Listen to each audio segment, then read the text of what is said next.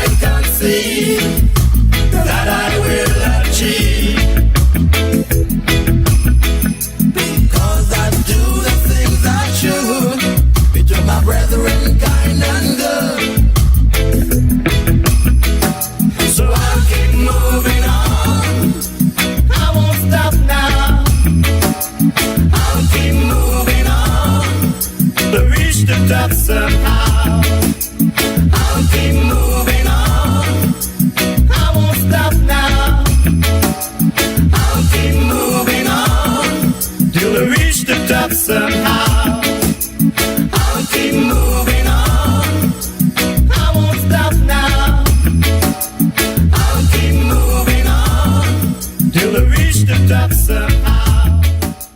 I'll keep moving. Well, yes, my Straight Talk family, whenever you hear that theme song and you know it's past the time,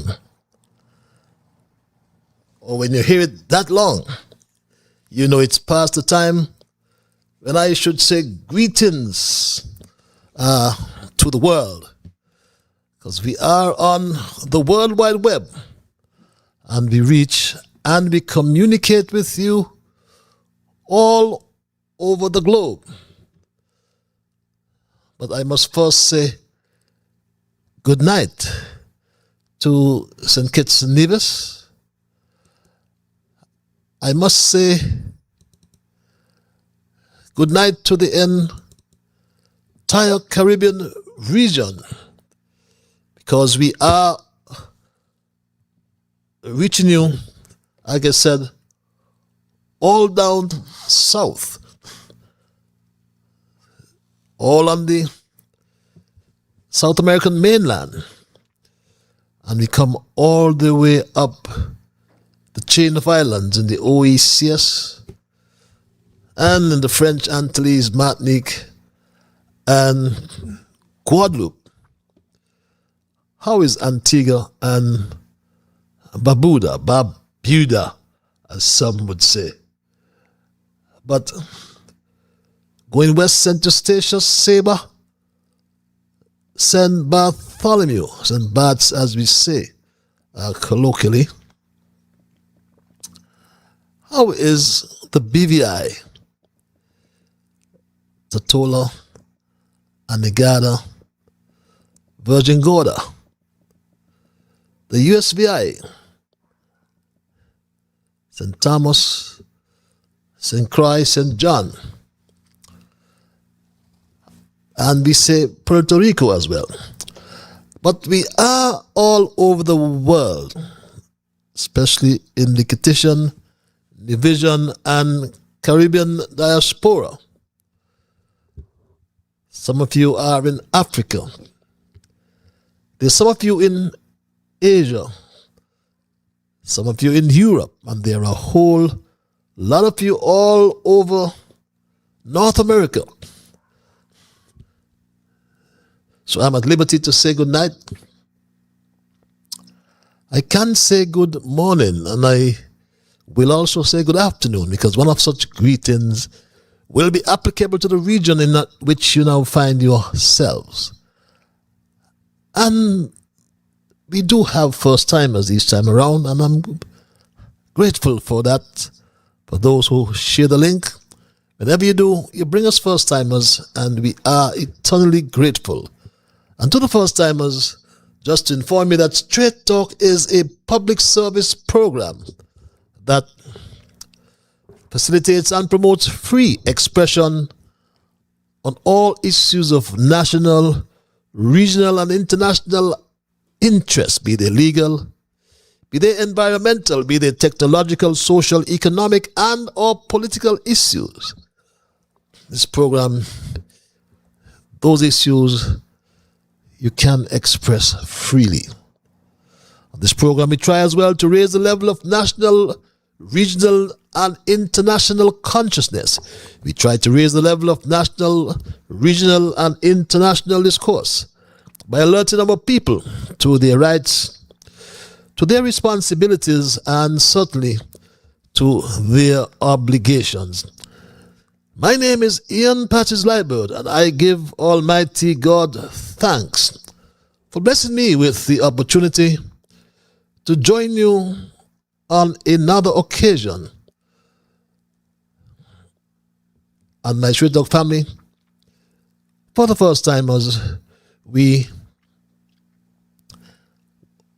must assure you that absolutely nothing is watered down on this program. We never try to make it more interesting. We never try to be sensational, neither by omission or by exaggeration. We're not about excitement, especially if that comes at the expense of accuracy, because we lean on the facts, as it is my bounden duty to present you what I call the unvarnished truth, the plain truth, especially when it comes to governance, integrity, transparency, and all those iterations we hear, especially the politicians talk about. But action speaks louder than words, my Shredog family. Notwithstanding, this program joins us together with people all across the Federation, with people all around the world in the diaspora. And we welcome you. We will have our differences in terms of our variances, in terms of the facts that are advanced on this program. And that's understandable because we're different people. We entertain different views.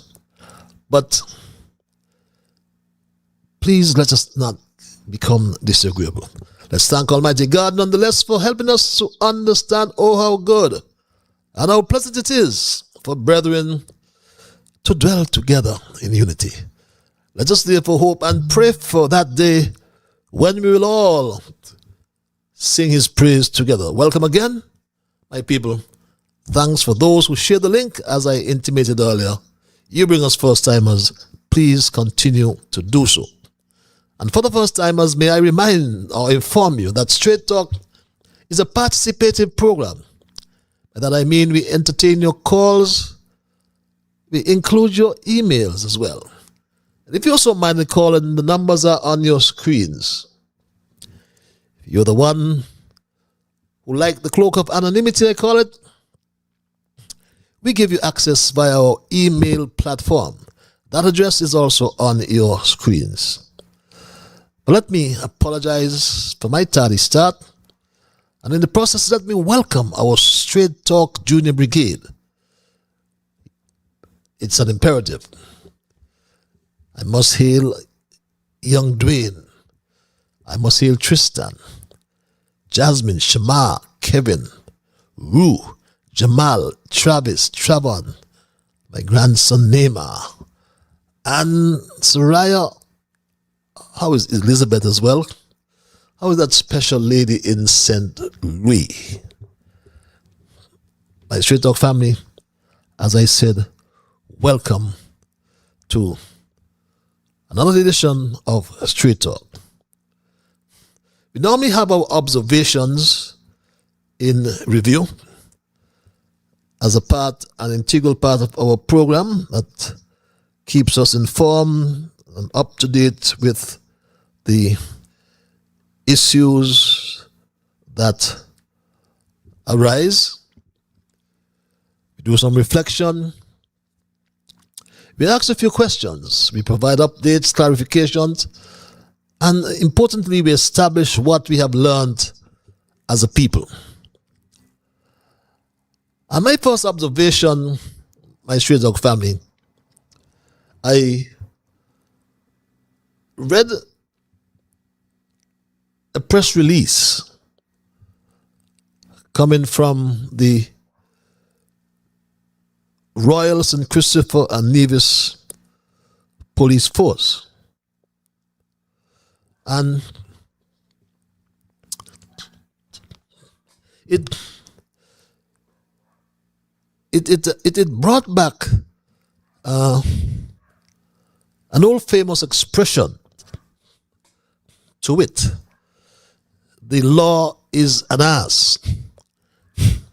And this suggests that the law can sometimes produce absurd, unjust, or foolish results when rules are applied rigidly without common sense.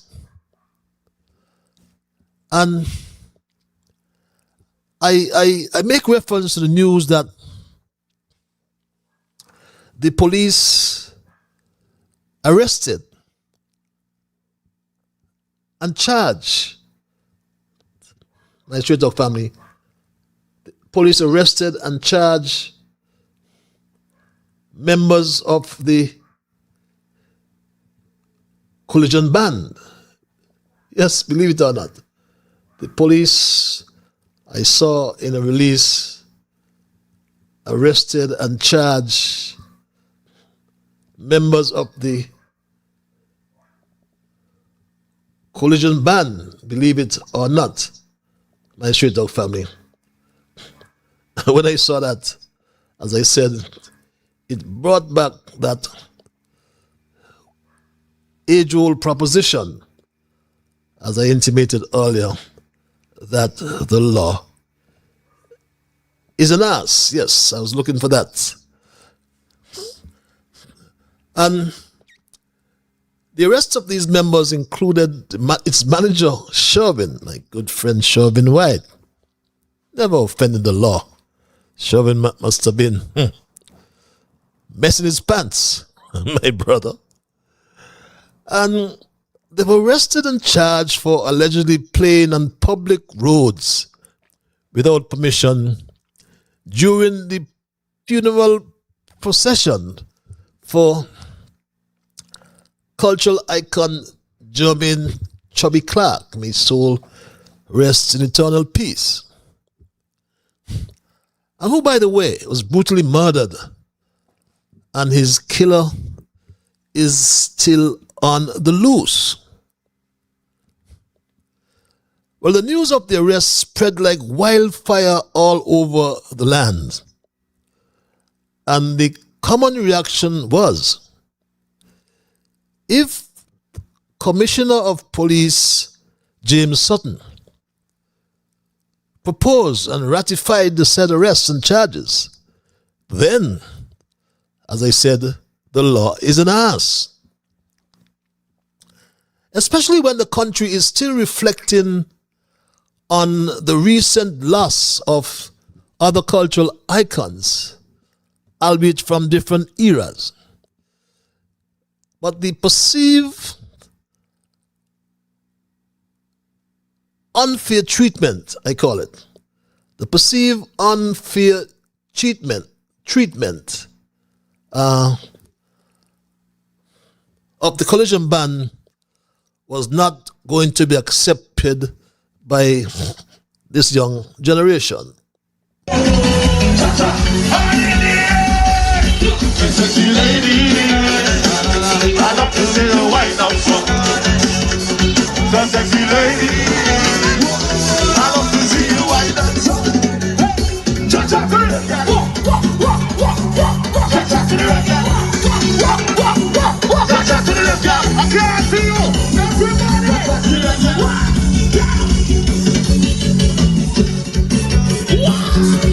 Cha-cha to the left, we got the water every street.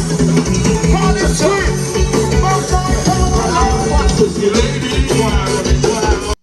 But times have changed. I'm sure we'll all agree, my Street Dog family. And their way of sending their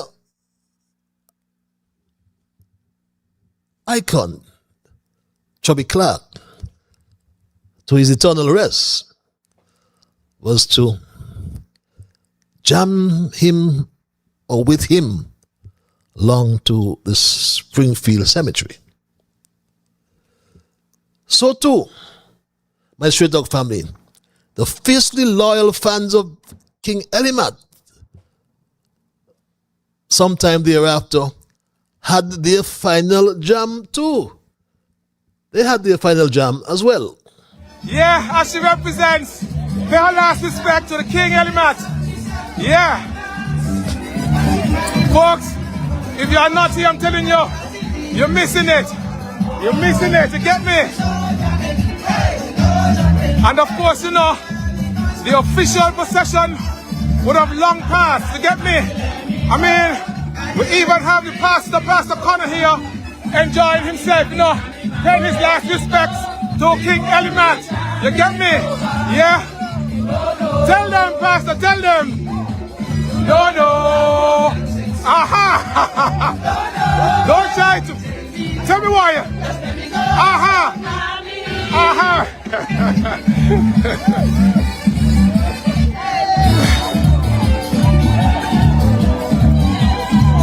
So yes, my Straight Talk family, even the pastor gave it his blessing. And he jammed his way to Springfield as well. But from another era, the troop and supporters of Shabba a revered former leader of Balance International Masquerades, took to the streets to drum, fife, and dance him to rest in eternal peace. My Straight Dog family. Let me see you!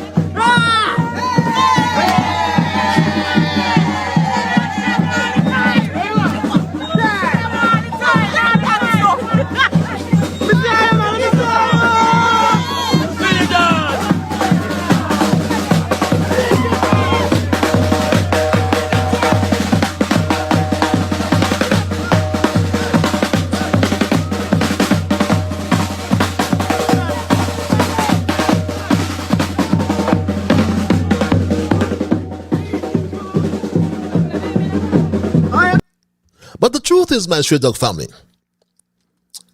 for the last month and more, the country witnessed a clash between institutional law enforcement and the organic expression of grassroots Kittitian and Nevisian culture across different eras.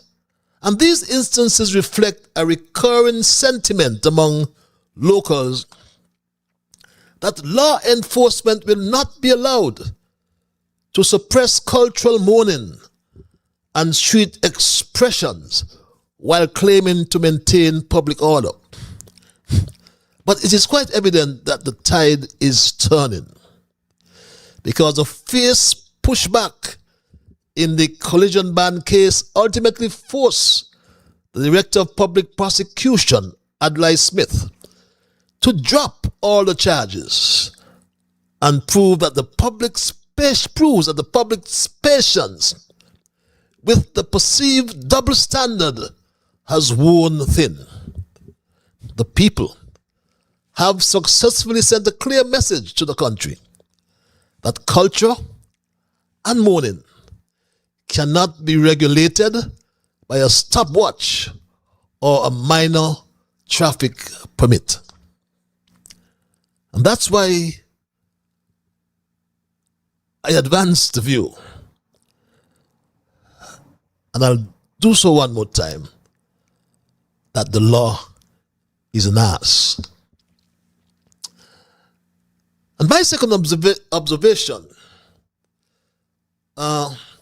brings me to the fact that it has become quite obvious that when we want to learn about our own country, St. Kitts and Nevis, and the decisions that affect us, we must listen to the regional news, my Straight Dog family. The governor of St. Lucia received official notification from the Embassy of Ireland in Ottawa, Canada, on Friday, June 12, 2026, informing that with effect from Monday, June 15, 2026, nationals of St. Lucia, St. Kitts and Nevis, and Nicaragua will require entry visas for entry into Ireland. This visa introduction applies to holders of ordinary, diplomatic, and service passports. Transit visas will also be required for St. Lucia nationals intending to transit through Ireland. Transitional arrangements will be in place for nationals of St. Lucia, St. Kitts and Nevis, and Nicaragua who have already booked travel to Ireland before June 15, 2026, and will enter and depart from Ireland before July 14, 2026, providing that they are in possession of the requisite travel documents. This includes a valid passport and airline tickets. Nationals who have existing travel arrangements to Ireland are advised to check the Immigration Service Delivery website for further information. Reason: the introduction of this visa requirement on St. Lucian nationals is part of an ongoing process to keep Ireland aligned with the practices in the United Kingdom, Great Britain, and Northern Ireland and the Schengen area. Costs. The standard Irish visa application fees are single entry, $100 Canadian, multiple entry, $165 Canadian, transit visa, $45 Canadian. Applicants will be required to courier the documents to the Embassy of Ireland in Ottawa, Canada for processing. Processing time is estimated at 8 to 10 weeks for all visa categories. And would you believe that even as we speak, not one word has come from the lips of Terence Michael Drew, our Prime Minister? Not one word about that decision by Ireland. So too, the latest news from the European Union in relation to our CBI. Nothing whatsoever from the lips of our Prime Minister. Terence Michael Drew has not considered it appropriate as well to inform the country about his acceptance of third country deportees. This too, we learn from Belize, my straight dog family. One of the conditions of a safe third country agreement is that you can choose which country you want to go to. And my understanding is that this person chose not to come to Belize. The reason, for whatever reason, I don't know. Yes, they could have come home. Yeah, well, through the Ministry of Foreign Affairs, I'm sure they will make sure that this person is safe and protected in that country. But if he doesn't want to come home, we can't force him. Not a word from our Prime Minister. And according to Gaston Brown, Gazzy Dread I call him, Prime Minister of Antigua and Barbuda, there is, however, an apparent reluctance or fear to take a regional a stance instead of a bilateral approach to these matters. We have had discussions to get a CARICOM regional consensus. Unfortunately, that has been very difficult. Several countries have already signed the TCN agreements, and there does seem to be some maybe reluctance, fear among some to have that type of coordinated approach. But I think that is what was required from the onset for us to have had a regional approach, because at the end of the day we're far stronger together than alone. So what has happened, unfortunately, is that the countries have been negotiating bilaterally without any form of regional input. And that in itself would have exposed each of us, make us weaker, and obviously would have reduced our negotiating power. And yes, negotiating power reduced because of the bilateral approach by these countries.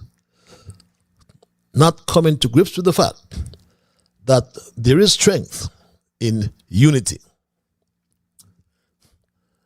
And our third observation, my Street Dog family, relates to the CARICOM's dubious decision made under the outgoing or outgone chairman, perhaps I should say, Terence Michael Drew, in relation to the very early, can perhaps qualify as premature, appointment of the CARICOM Secretary General, Dr. Carla Barnett, who in fact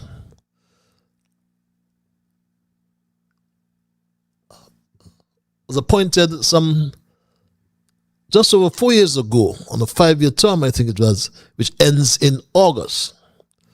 But somehow, Terence Michael Drew found a way under his chairmanship to appoint or reappoint the CSG, the CARICOM Secretary General, some 6 months ahead of her reappointment scheduled for August. If, in fact, that was approved, would have been scheduled for August in this year, 2026.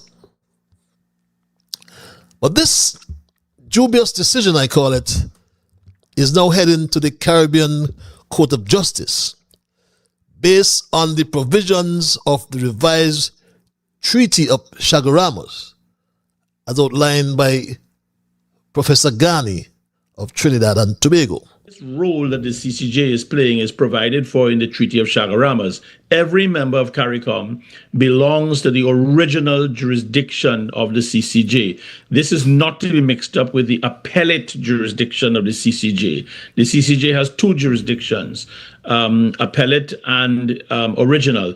What is going on here is the use of the original jurisdiction of the CCJ, for which the Treaty of Chaguaramas revised treaty makes provision.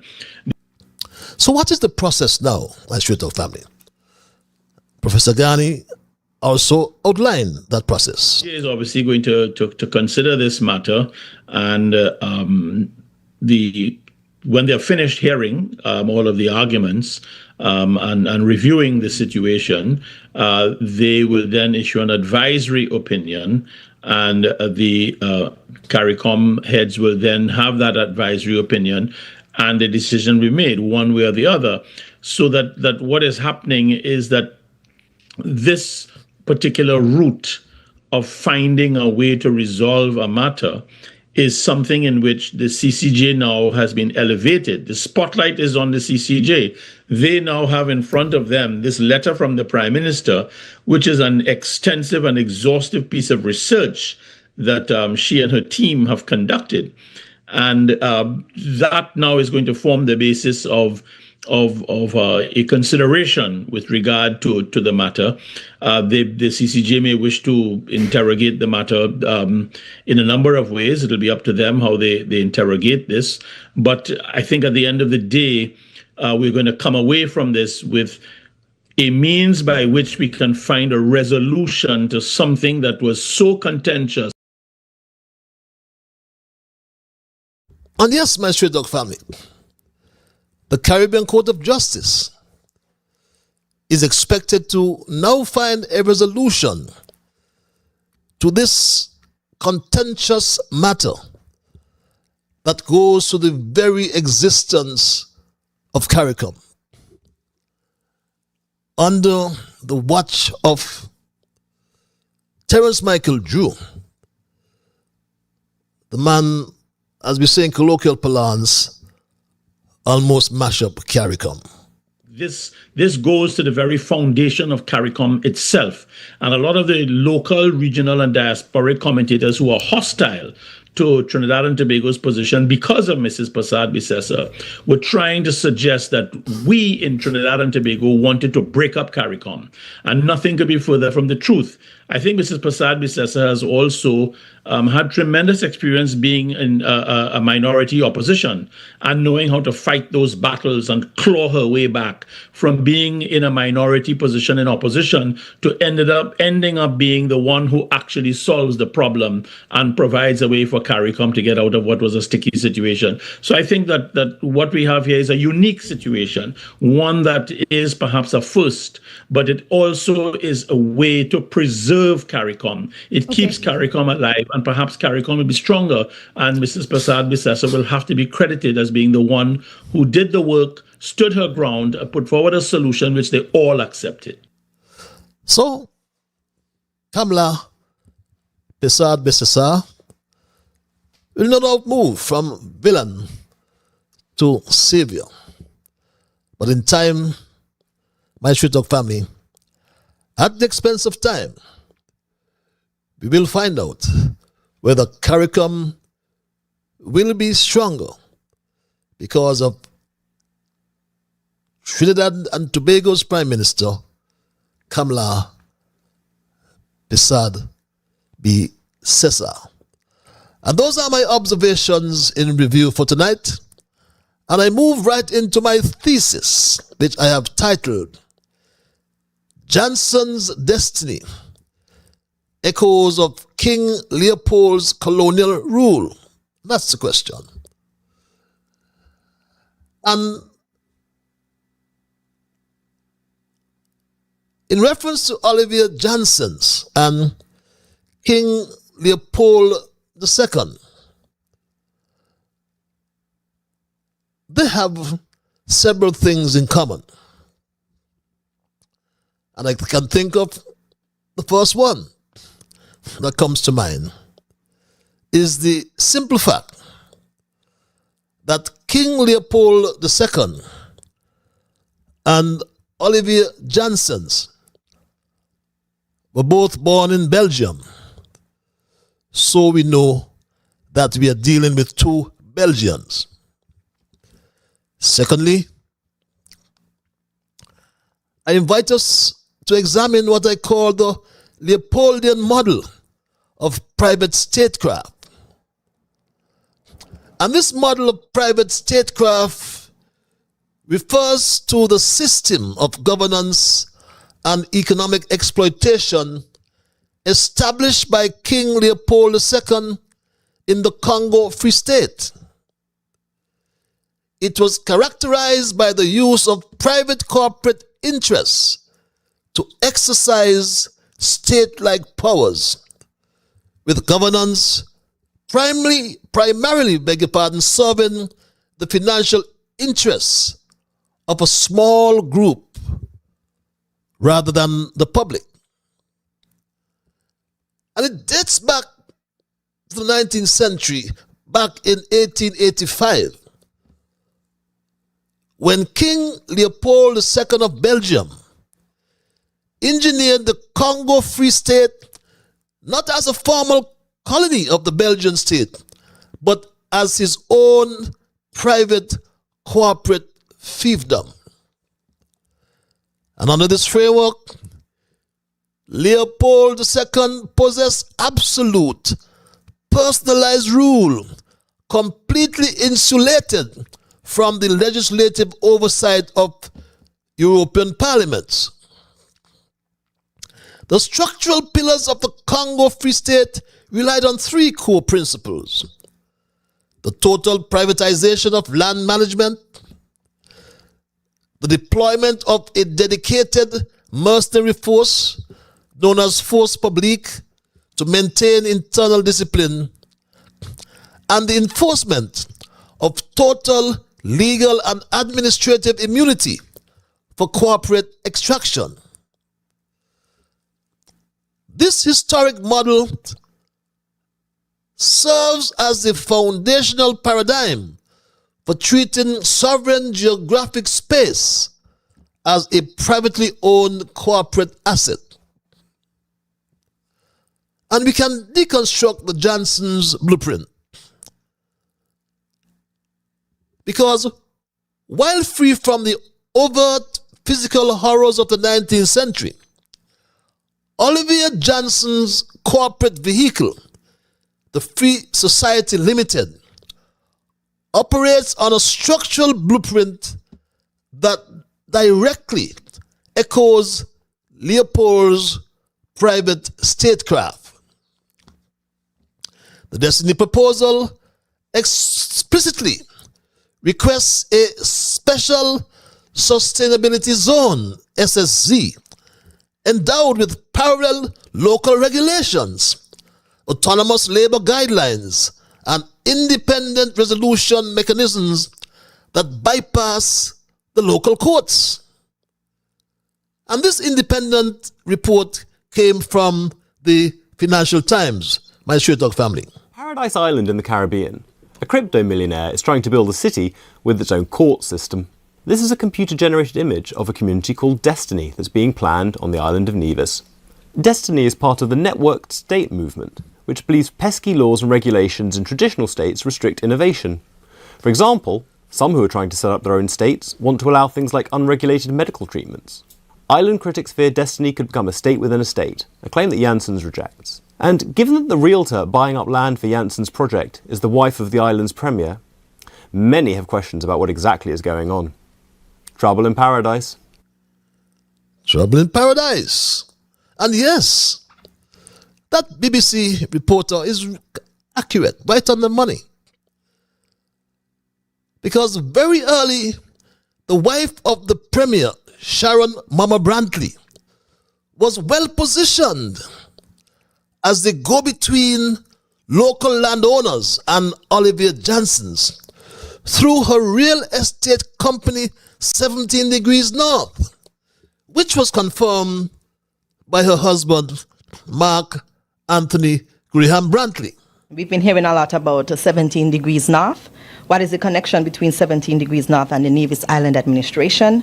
Is it true that representative of 17 Degrees North has been approaching landowners and residents in the area of Long Point to Butlers, trying to negotiate the sale of lands there? If yes, what is the reason? 17 Degrees North. I have to smile because 17 Degrees North is my wife's business.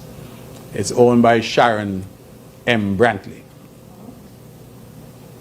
It is my wife's business, and she's entitled to have a business just as you are, and just as anybody else in this island is entitled to have a business. As I understand it, 17 Degrees North is into real estate, buying and selling of real estate. I'm aware that there are investors who are looking at significant investments on the island. I'm aware that various investors are looking at investing on the island of Nevis. 17 Degrees North has zero connection to the government.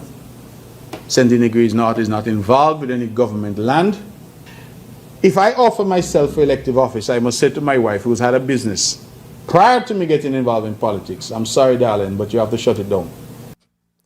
And my Sweet Talk family, one such land owner approach, believe it or not, was former Premier Joseph Parry, who unknowingly entered into contractual arrangements for 12 months, as he outlined a few days ago. My first wife and I, many years ago, and she died in 1996, bought 10 acres of land over there. So half of that 10 acres really belonged to my children.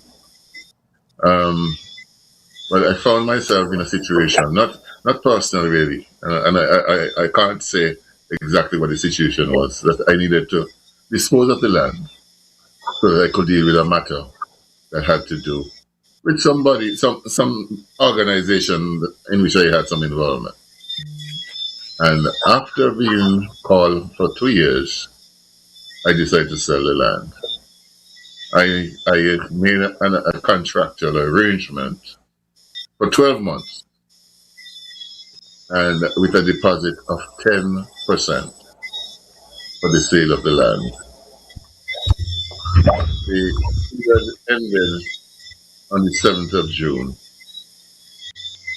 The people called me and offered me $25,000 US per month for 12 months and something or the other. I refused. So I made the arrangement for 12 months. And at the 12 months, the contract lapsed because the payment was not made. And that deal is dead. That's the sacrifice that I have made. The land belongs to me. I keep my land. But nobody knew that this land was needed for this Destiny project. And when the former Premier found out, according to him, he could not handle it. My Sweet Talk family, according to Parry. I found out who were going to own the land and what they intended to do. I could not sum up that. I couldn't deal with it. I couldn't deal with it. It was against all the principles I believe in. All that I have spoken about, our black heritage, our black pride, our black identity, being a division, I couldn't handle it. And I hope other people in Nevis feel the same way that I feel. And my Sweet Talk family, Olivier JANSSENS was buying poor people's land in Nevis, but literally gave no reasons to anyone why he needed this land. The claim that somehow the real estate agents were aware, like way up front, and it's all like this political. This is not true, right? we did start optioning land way before that, but we didn't tell anyone why we were doing that, right? So we started probably by now 20 months ago, I think, just ballparking here. But for the first year, we didn't tell anyone why. No one, right? Literally no one. It was a big secret, my Street Dog family. Meantime, he registered his company, South Nevis Limited. And you can glean from your monitors. He had his plan well down pat, my Street Dog family. But word spread about Destiny. And many Nevisians, my Street Dog family, many Nevisians became angry. To pacify domestic pushback, South Nevis Limited introduced modern financial optics, a promised 20% permanent revenue share split between the local sovereign wealth fund and the state, a $50 million infrastructure investment, and hear this one, an accelerated US $100 monthly stipend distributed directly to every Nevisian citizen via digital wallets, my Street Dog family. Do you believe that? Hi, I'm here to share some exciting news about the Destiny Project. You know, I came on here and talked about the 5% profit sharing, but that would have taken a little time. Guess what? Destiny has now promised to share 100 US dollars per person to every person on the island of Nevis. Let me put that into perspective. That's $1,080 per month if you have a family of 4. I mean, if your kids don't have a bank account, I suggest you open for one of them now. When they first started up with the 5% profit sharing, that was great. This is even better. So once this project is approved by the government, and believe me, it's about to happen, it's on. Everybody's going to be happy about this. So, let me tell you how this is going to work. You go to destiny.com, fill out all your information, that's it. Tell your friends, tell your family, all the people of Nevis to get involved. Because once this starts, once that agreement is approved, everybody will be a part of it. Destiny wants everyone on Nevis to benefit both directly and immediately once this project is on the go. Trust me, you don't want to be left out because it's Nevis and Destiny together. And local Nevisians rightly identified these cash distributions as the attempt to bypass regulatory scrutiny, using wealth to buy compliance and mask the permanent surrender of territorial sovereignty. Bribery, it was, or it is, that stinks to the heavens. But getting back to King Leopold II and his engineered Congo Free State, and while the historical reality of this late 19th century colonial violence cannot be directly equated to this modern real estate transaction called Destiny, the structural and conceptual parallels explain why local critics are making this comparison. The network state was his personal fiefdom. In 1885, as mentioned earlier, King Leopold II established the Congo Free State, not as a colony of Belgium, but as his own private personal property. He held absolute sovereign control over the territory, beg your pardon. The south coast of Nevis is a modern parallel. JANSSENS libertarian network state model must be viewed as a modern tech equivalent.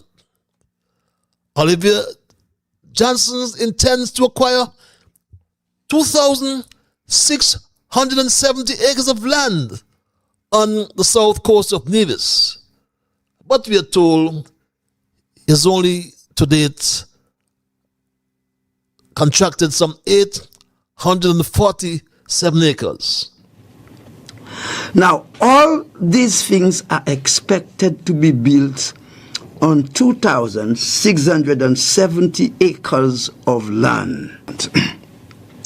So they want 2,670 acres of land, but some 53 lots have been committed, I think, and with this adds up to 847 acres. So they are still outstanding. They still need about 14,000 acres still yet to be committed. But they have 845 already committed. People who have signed contracts of sale.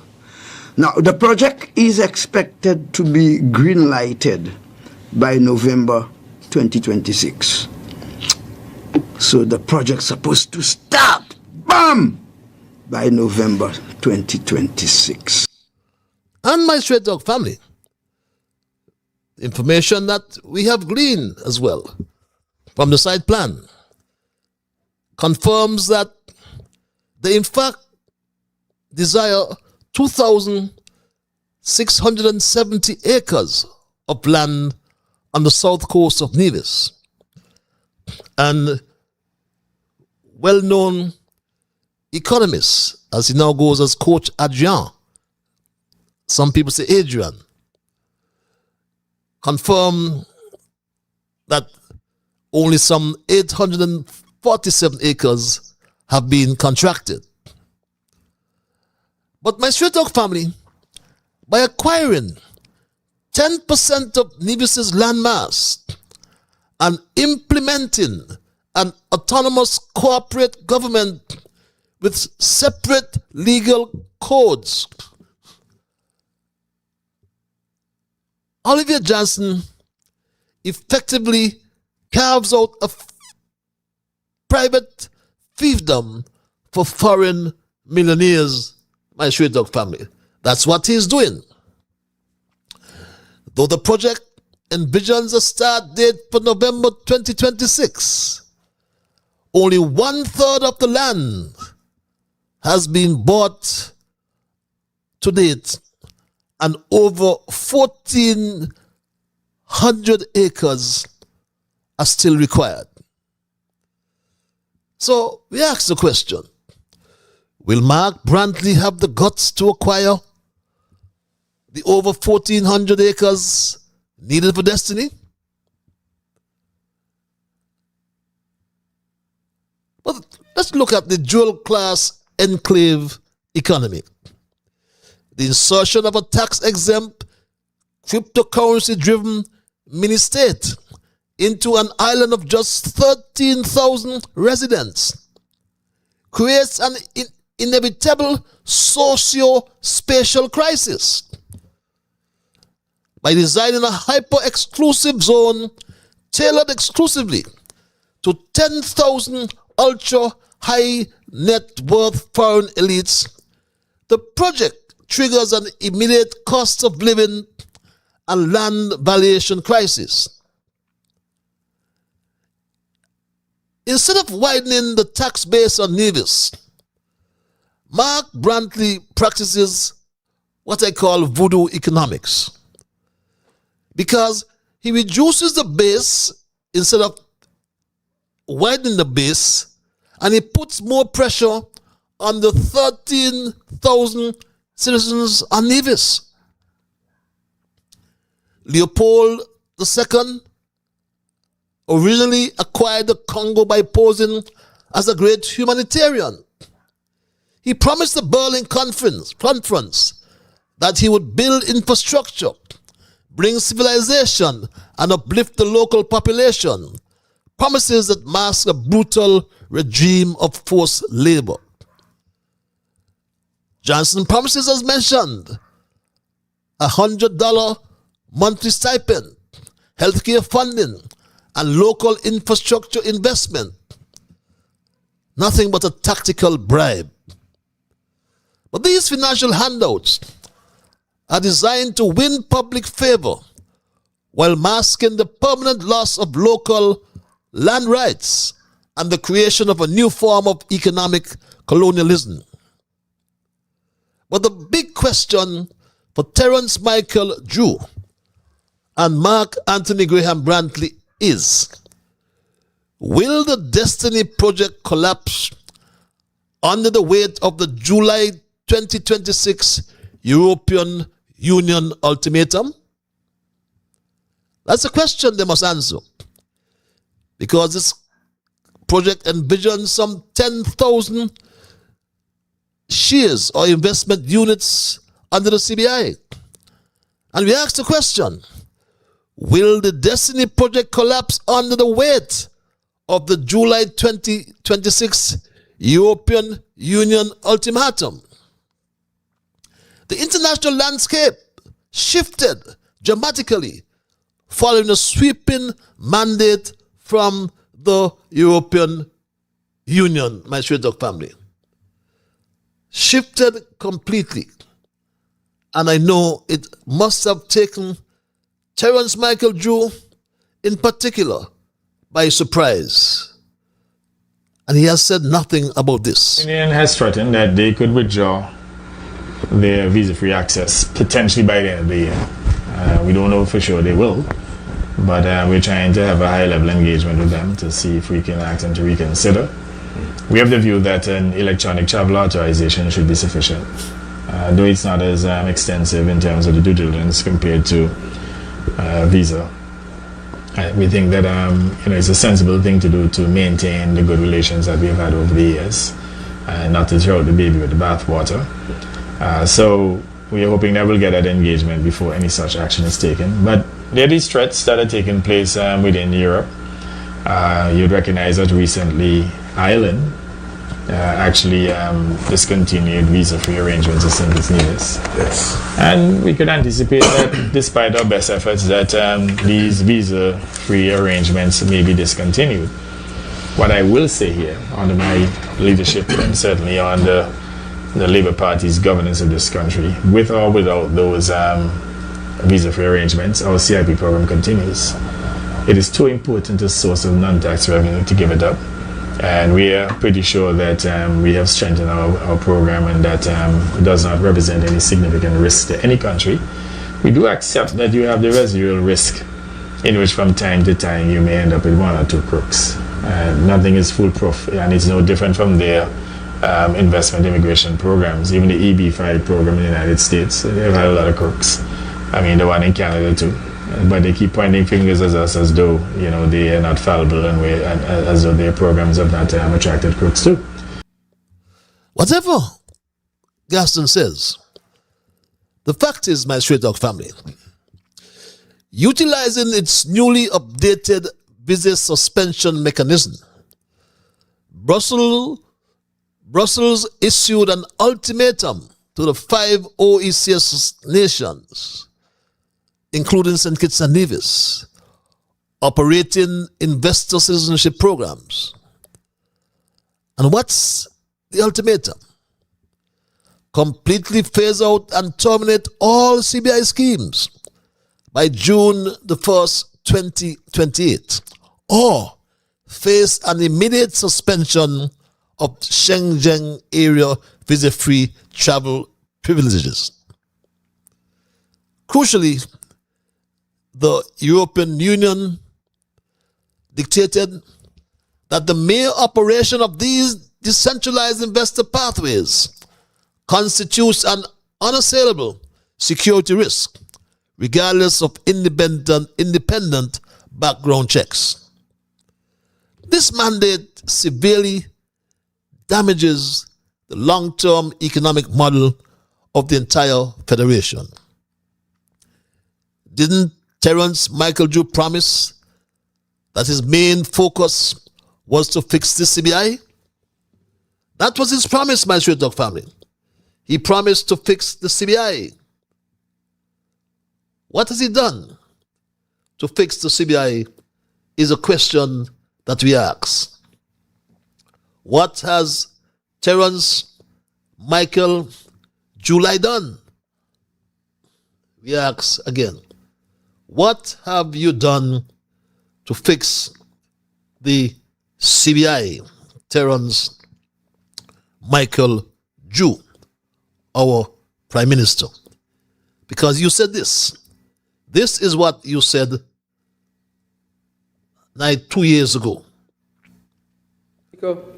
In the next announcement, I'll have more specifics on the CBI and where we are, except to say that we had to make drastic changes to make sure that CBI continues, or to make sure that CBI is on a very strong footing, Madam Speaker. But again, it's going through its recovery. Where will he find the money for all these capital projects?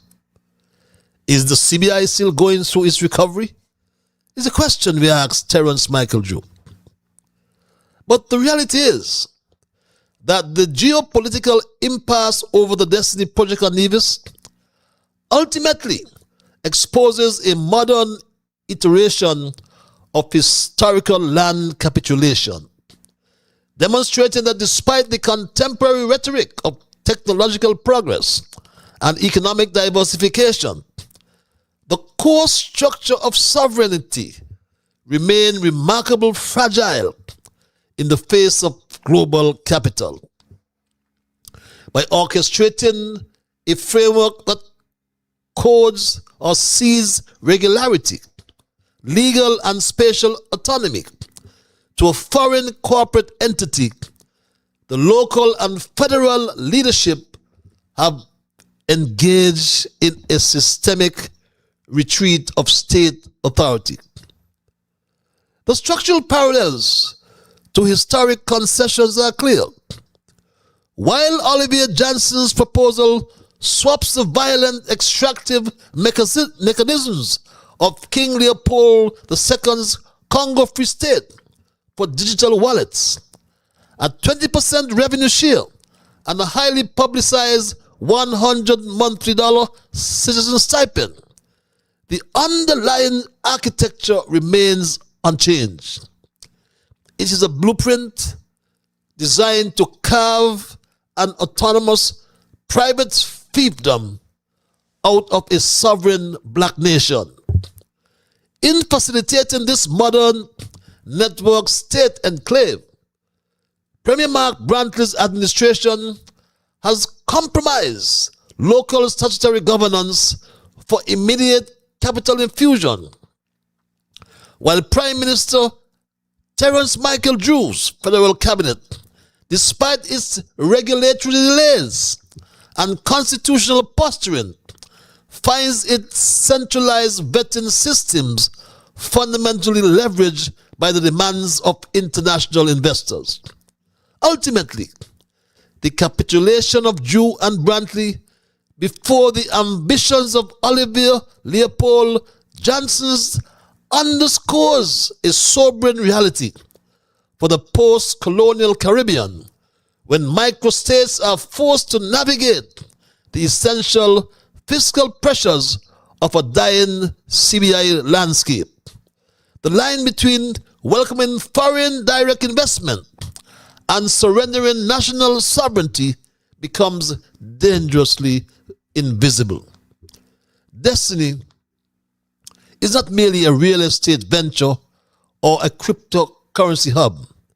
It stands as a cautionary monument to neo-colonial enclavization, proving that when state leaders bow to the mandates of ultra-wealthy private developers, they risk transforming the hard-won independence of their citizens into a privatized commodity. To survive a post-CBI landscape without surrendering sovereign integrity, Caribbean federations must implement immediate legislative reforms, constitutional amendments to Schedule 5, centralization of enclave legislation. They must repeal localized Special Sustainability Zone Acts, ensuring that all major spatial developments are managed strictly through centralized regional bodies like EXIRA, which is the Eastern Caribbean Citizenship by Investment Regulatory Authority. Harmonize regional taxation.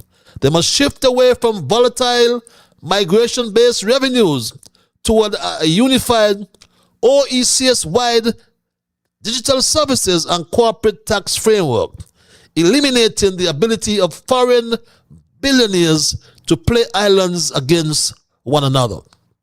Ultimately, my Straight Dog family, without these structural guardrails, the modern microstate remains dangerously exposed to the predatory whims of decentralized capital, a systemic vulnerability perfectly captured by JANSSENS' destiny, echoes of King Leopold's colonial model. That's my story tonight, my Straight Dog family, and I am not going to change it. I will entertain your calls and your emails. And those who are minded to call, the numbers are on your monitors, as mentioned earlier. But before I entertain your calls, I must, my Straight Dog family, I must implore you to respect others. And of course, to achieve that, you must first respect yourselves. Let us try to be fair to all concerned, and let us try to build goodwill and better friendships. Let us ensure that the things we say and or do will be beneficial to all concerned. And in the process of saying and or doing those things, let us strive to build a kinder, gentler St. Kitts and Nevis. With that said, at 9:11, 11 past the 9 o'clock hour, we go to the lines and take this our first call. Caller, you're live. Hello, caller. Good night, Mr. Leopold. Good night, my dear. The land is the only thing in the world. Land is the only thing in the world.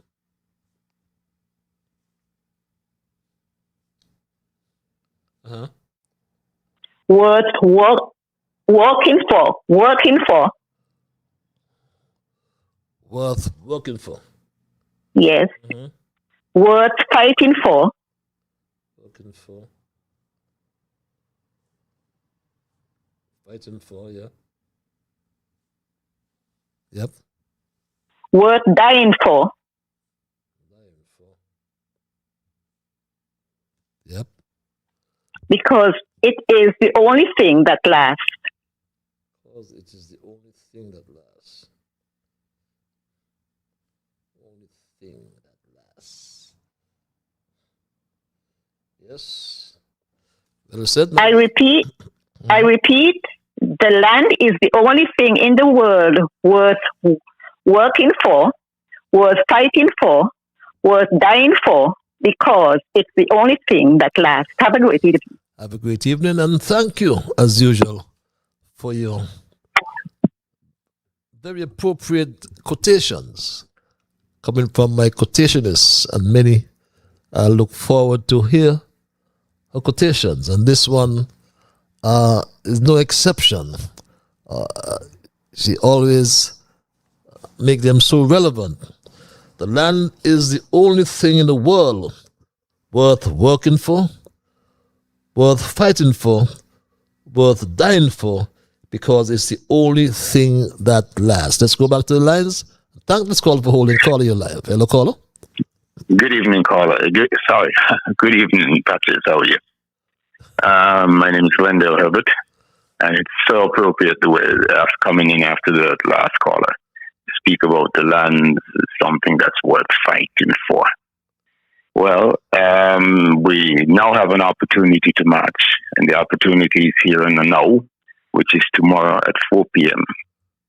in Nevis, starting at the Alexander Hamilton Museum, going north towards Reliable, and then come back at the DR Wall in Plaza, where there's a rally.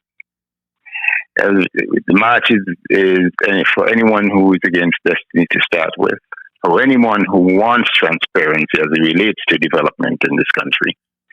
A major development, that is.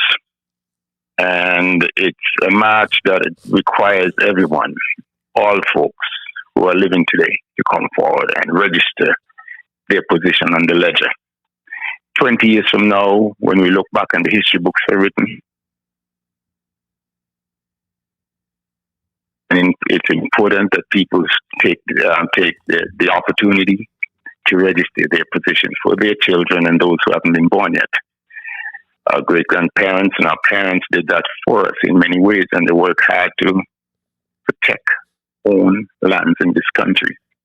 In Nevis, in particular, lands are very extremely important. It's part of legacy. It is once said that Nevisians own maybe 83% of our lands in Nevis, which is the highest number I read in the Caribbean that indigenous people owns in terms of ownership. In St. Kitts, the history was slightly different in St. Kitts. But now in St. Kitts, people are owning more and more lands, and we're beginning to recognize the importance of lands. And so, legacy is built in lands. Wealth is in lands. I can give you $100,000 patches, and you put it in the wind blows, or hurricane come and blows it away, you have nothing. But if the same wind blow off all the trees off the land accrues in value every year by percentage. It never goes down in value, and that's where wealth is built. So to take away your lands or to divest yourself of your lands, you're making yourself more impoverished. And as a matter of fact, as we say that, today, something was released today in the press. I think, the Yarwoods they own Wally Beach.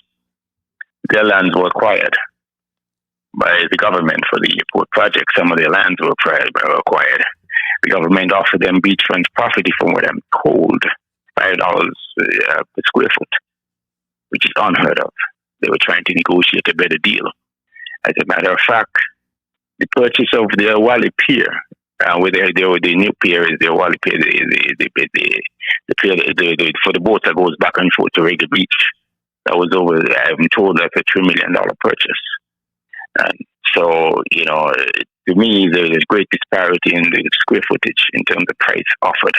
But anyway, those lands were acquired. And that portends what will happen in the south of Nevis as it relates to hundreds and hundreds of acres of land that is required. So I ask everyone to come out. I ask everyone to register their position, not just on destiny, but on transparency. It's a major plan. There's no, the people have been asking to see the plan. The issue of transparency, you can march for that. You can march for a myriad of issues. But the point is, you must make a stand. Can I ask you a question, sir? Yes, sir. You said Glendale Herbert, right? Correct. Is this the good gentleman affiliated with the Nevis Civil Society? Civil Society, yes. Okay. I listened to Peter Adrian, right? And who advised us that he got access to the agreement of some, hope I got it right, 18,000 pages or 20,000 pages. I think that's what he said. I was stand to be corrected though. But he did say that only 847 acres of land have been their contractual arrangements to purchase some 847 acres of land, which means there's 1,400 acres outstanding. And you made mention just now to the Wally Beach or the Yarwoods and the acquisition of their land. I think that's for the airport. Am I correct? Yes. So are you the airport expansion? Are you suggesting that the Premier and his NIA will have the guts to acquire the 1,400 acres of land, and where will they get the money from to pay for that land anyway? I don't know. I don't know. There's a project developer, and you said a few minutes ago they've been offering $100 per person. So, I'm sure they're dealing with deep pockets. I don't know. I can't speculate beyond that. As relates to what's inside the plan of destiny, I can't really speak to that. I'm duty bound not to get involved in that. But it only gives signals to what would happen next for development. It's for airport. We all are for the airport expansion, but we're talking about giving people a fair shake, a fair deal. Mm-hmm. And to offer for beachfront property, as I understand it, $5 per square foot is unheard of. The properties on the south, if all the lands are not acquired through conveyance, which is tail, then there are landowners that are holding out. If that is the case, then they have to be acquired. And they have to be acquired somehow. This is a development project of massive proportion.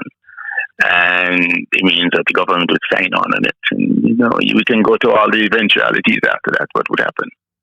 You can imagine them once government has signed on. So, it's safe to imagine them. So what is the society thinking? What's the thinking of the society in terms of that particular eventuality? Well, it's a ghastly idea, thought. I mean, Nevis would be reduced. As you mentioned earlier, the tax base would be reduced. And how that would be reduced, yes, we'd have 13,000, 14,000 that lives in Nevis. As is, the population really hasn't changed in over 100 years.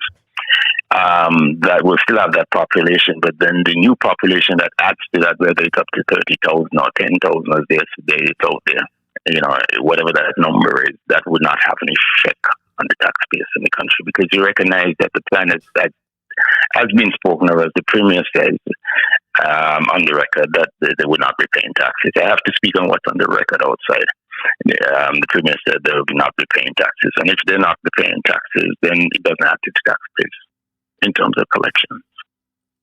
If it's a tax-free zone, that does not help. I'm speaking to bolster your point about not expanding the tax base, which is what you try to achieve when you're in government, expand the tax base or raise rates or increase rates so you can collect from your inland revenue or your tax list, you collect more taxes. You either broaden the base or you either increase rates to collect more money.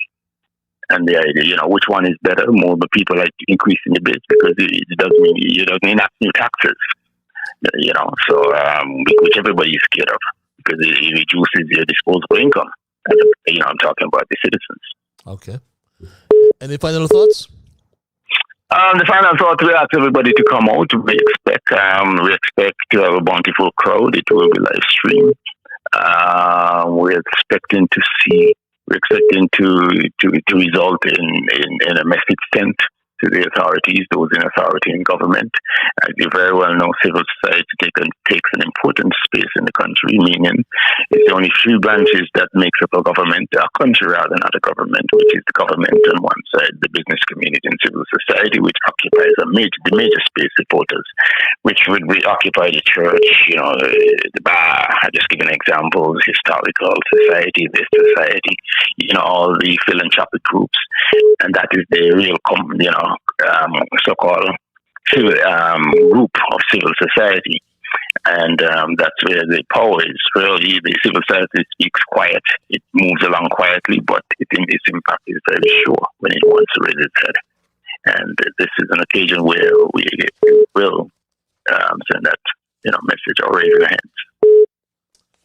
Well, thank you very much for updating us, and trust that the march will be successful tomorrow. And the message will be heard loud and clear by those in authority. Thank you. Bye-bye. Bye-bye. Thank you. A call from Nevis. I think I've lost this caller. Yes, that call from Nevis. Glendale Herbert, I think that's the name I got, who is in fact the chairperson, if that's the right office, of the Nevis Civil Society marching tomorrow. Caller, you're live. Hello, yes, good night, Mr. Library. Good night, sir. I want to speak to 2 points. The first one is you play a video clip with, I guess, somebody associated with the SSG project in Nevis, talking about the project would give to once the project has been approved, persons in Nevis would be given $100 US, right? And he said that he's encouraging parents to go and open up a bank account for your kids because they'll be given 100, or people will be given 100 US, once the project is being approved, right? To me, which is disrespectful, firstly, right? If you said this project is for the people of Nevis, but all the people of Nevis deserve is $270 EC out of it. And it's when at the same time we're hearing that they're seeking to get 10,000 CBI shares to fund their project, right?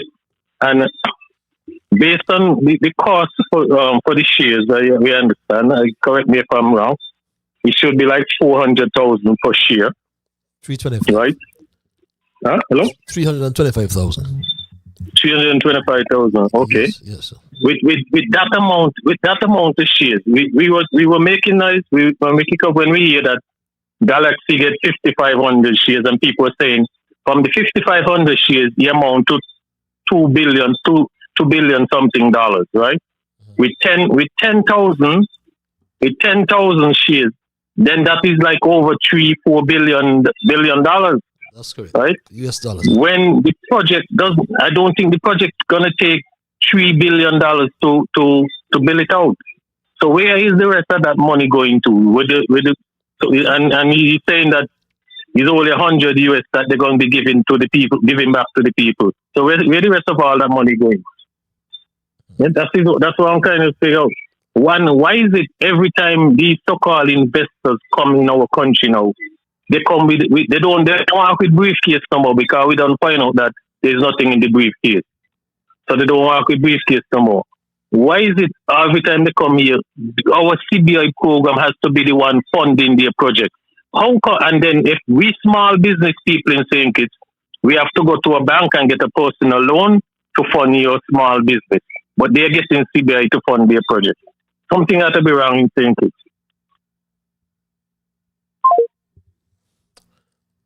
Thank you very much. We go back to the lines and thank this caller for holding. Caller, you're live.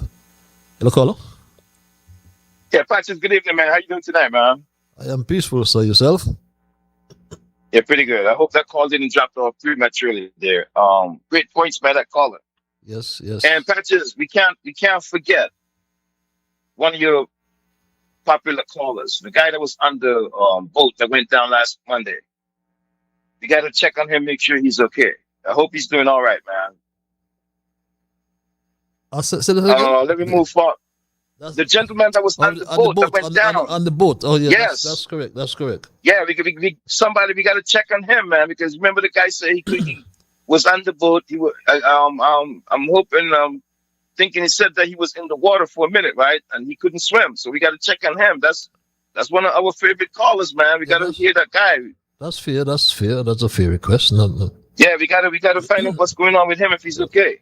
But anyway, we move forward, man. Patches, there's so much going on in St. Kitts Nevis right now, man. We need the unity. And I'm happy to hear that there's going to be 2 more opportunities for the persons who are opposing the Destiny Project to come out tomorrow on Nevis and next week, Friday, on St. Kitts. All I'm going to say is thanks to the organizers. And I'm encouraging persons on the ground to come out in their numbers. Man, we just cannot sit there and watch us lose our 2 beautiful islands just like that. Man, at least let us go out fighting the man. Actually, if you don't fight back to the bully in the play yard, man, you will stand no chance of winning. If you just give up, man, you give up. Man, at least if that bully gonna beat you, man, go down fighting, man. All I'm gonna say is some developments coming out of Nevis, I think, today, with some lands there at the bottom of the airport. I believe they're owned by the Yarwoods. And it's not looking good, Patches. And once upon a time, I said the premier is going to take that money and he's going to mismanage it. This project that he's trying to start up about renovating the airport, for whoever he's doing that for, my observation is, and what I heard back in the day was American Airlines pulled out of Nevis because the American Eagle, because manganill trees start growing on top of the runway. The Eagle was already landing there. The Millionaire's plane is landing there. All that I see need to be done over there is to get that runway to resurface and then put the money elsewhere so we can have a nice little decent airport, yes. But as mentioned once upon a time, the persons at the top of the airport who own those lands up there, I was hoping that they could unite and band together and boycott that project. Because as far as I can tell, the runway does not need to be extended. Let's spend that money elsewhere. We see a lot of the projects on Nevis just stalled out. And I guarantee that airport project is going to stall out as well. I don't know who they're trying to impress, trying to have groundbreaking. Man, we got so much projects on Nevis that's sitting there. We're gonna start another project and start it out again. But Patches, man, the people, Patches, man, this stuff that's happening in St. Kitts Nevis is very disappointing, bro. The place is in a mess, man. And the people are accepting this stuff. You heard what you said at the top of the program about the charges that was brought to that collision ban? The backlash that the DPP was forced to drop those charges. Man, when we stand up for our rights, equal rights and justice, and we hit the streets in protest, we get results. If persons on the ground are scared to be victimized and lose their job, well, we just band together and boycott the government and boycott the economy and all that stuff. Put a stop to traffic and commerce and the economy. We put a stop to that at least for a day. And let me see what the government going to do. But let me just say lastly, let me get off, man. Let somebody else get in. The 2 marches organized for tomorrow and next Friday in terms of that Destiny project, the people of St. Kitts need to come over to Nevis, and the people at Nevis need to go over to St. Kitts next Friday. We need the unity and we need the strength. We need to stand up to these crooked, corrupted politicians. And I'll leave it there, Patches. Thanks a lot. Thank you very much, my dear brother. And this email reads, Patches, the MSR guy warned us last year that sanctions would come on the CBI. Are we ever going to see the evidence of corruption?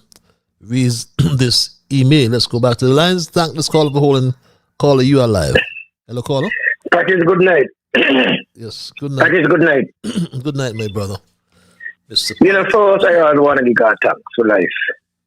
And give God thanks for a blessed country He has blessed us with. But Patches, you know, the evil people we put into government and the people them of this country continue to support these people with the ignorance they're doing to our people in this country. I say, people, let me rise up. Patches, that march tomorrow, petition should line up down by the pier, just like they're going, just like how they go up for Culturama, and go up and protest against that project. And when the march ready down here in St. Kitts, the region line up by the pier, like when we have carnival down here coming down for carnival, come protest. But Patches, we don't gonna get that.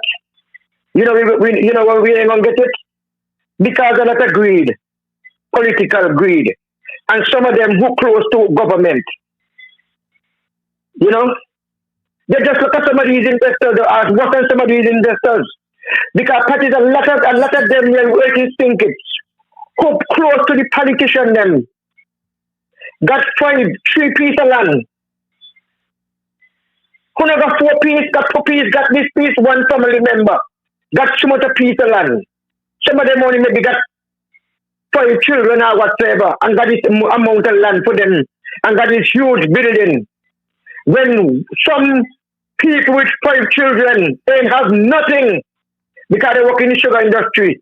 The grandchildren them there to come to get something. They don't get nothing because political greed and because of political affiliation to political party. So some of the people them, just like some of the local people on the ground, just like some of these investors, they're coming in and want to take over. So they don't do nothing. They don't protest. These are things we're supposed to stand up for patches. These are things we're supposed to go to stand up for. Patches, if my foot, it will give me problem like before because when Unity had the march 2015, Tom had the march. I rally behind all the march. I went out to Nevis. Nel Carlton, Japan and all those went to Nevis when we had the Unity thing going back and forth just to get Dr. Douglas out of political office. You understand? The Labour administration when he was going to the country. And this is the thing, Patrick, we got to stand up. We got to stand up. We can't afford to let these things because this is us. This is hurting us. If we don't get hurt. Citizen and individual won't get hurt. The future generation won't get hurt. Because when these things happen and you're back in the corner, just like me come back in my past days, coming back in the 70s and the late 60s. You know, 10 hours in a 1 bedroom house, 5 hours in a 1 bedroom house, and all these things. Patches, we got to stop, look and listen. And because some people got man, they got man, they got this, they don't care what's going on. Local here on the ground. You know, some people say, but I said, you know, what happened? I take on politics. But it's not, you come back for all of us, you know. Because when people can't find food to eat and can't find way to live, me gonna rob the house, me gonna do this and me gonna do that. Me not call for it, but these things will happen because it happen in other country.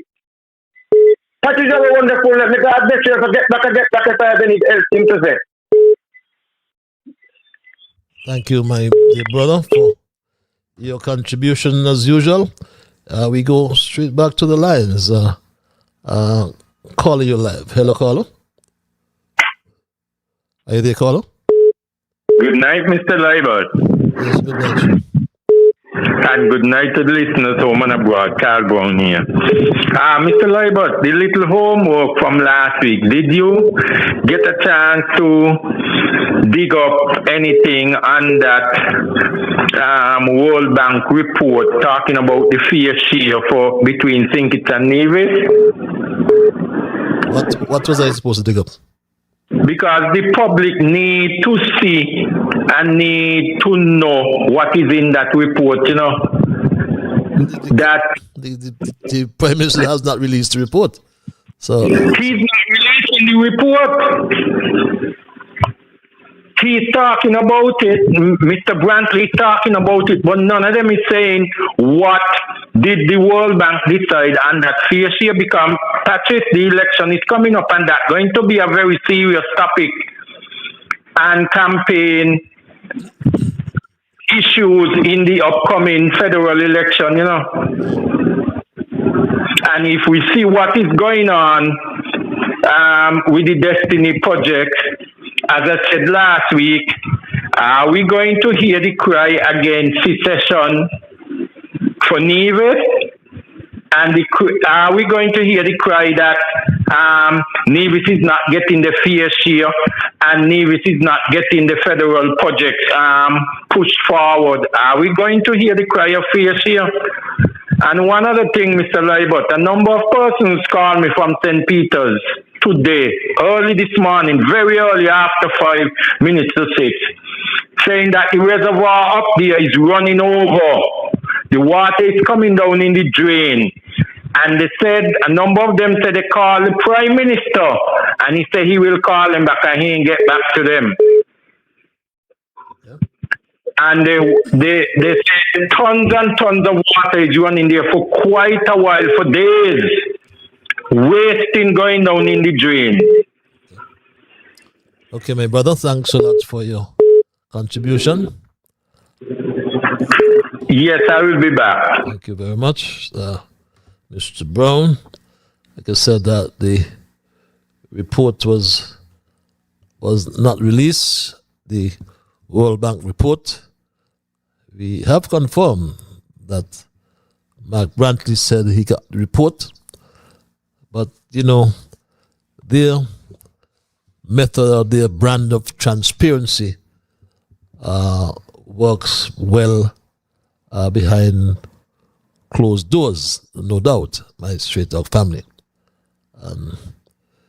We go back to the lines and thank this caller for holding the caller. You're live. Hello, caller. Yeah, Mr. Leopold, I don't know if you could recall a premier, right, said sometime there, about probably 3.5, 4 years ago, that he was out in the yard when the discussion for the prison thing was going on, right? And I'm wondering, right, if he was also out in the yard when he said a lady was the go-between for the project in Nevis, the SIZ project in Nevis. I wonder if he was out in the yard still. You think so? He liked to be in the yard, so I wonder if while the lady was the go-between and in Nevis for the project, Wait, I wonder if he's out. Were you talking in parables? Huh? Were you talking in parables? Because I don't understand what the go-between means. He says his wife is the go-between. His wife, Sharon Mama Brantley, is the go-between, right? Yeah, but go between the land. You know what to go between? Huh? Remember Charles say he fans they want him to say thing, but he not say so because he afraid Carl. Okay. Right? So I'm wondering if he was out in the yard too, because we see him cutting down bananas, and a bunch of bananas and big pumpkin and so I wonder if he was out in the yard. Okay, my brother. When they was going between, We'll find that out sooner rather than later. Thanks a lot. We'll see out in the yard during the go-between arrangements. Caller, thank you for holding your live. It's now 9:42. How the time has flown. Caller, you're live. Greetings, Mr. Leopold. How are you? I am peaceful. Yes, I heard him. Tell him I'm very good and so on. Good. We're happy you're calling. Yes. Thank you. Yeah, I'm very good and so on. Okay, my brother. Discipline of the mind is a basic ingredient of genuine morality and therefore of spiritual strength. Very sound program, Mr. Patches, as usual. And one or two highlights from your observation and review, especially concerning CARICOM. The information is so vital when it issues to the people, right? And when we hear Prime Minister Bird making his comments concerning negotiating power has reduced, it's really, and then you hear individual prime ministers throughout the islands saying how unified CARICOM is. So what about on the international level for them to come together and formulate ideas to protect the people? The negotiating power reduced there. And you see, when Kamala, the Prime Minister of Trinidad and Tobago, had said what she said on behalf of the people, some politicians throughout the region get a bit disturbed. Look now, you're hearing the case being taken up in the Colonial Court of Justice. So, we left to see what the outcome would be, but only to show you, and it's the same thing now, Prime Minister Bird His voicing is a similar thing. By Mr. Brown. But Brown. Yeah. No, the one of Antigua I'm talking about. It's Brown, Gaston Brown. Gaston Brown. Oh, yes. Thanks for that. Yeah. And he's making the same similar comments pertaining on behalf of his people, as Kamala was outlining earlier. True. And with Oliver Johnson, Mr. Patches, the computer image pertaining the development of how the place would look, that is just a dramatization of that, Mr. Patches, because as I always say, the Bible says we judge people by their works. The premier of Nevis, he was involved in a unity administration. He had more seats than the prime minister then. And even the disturbance created, he didn't have the guts to keep that unity administration together. It's because the unity administration he reached in the federal house, not because of the system government.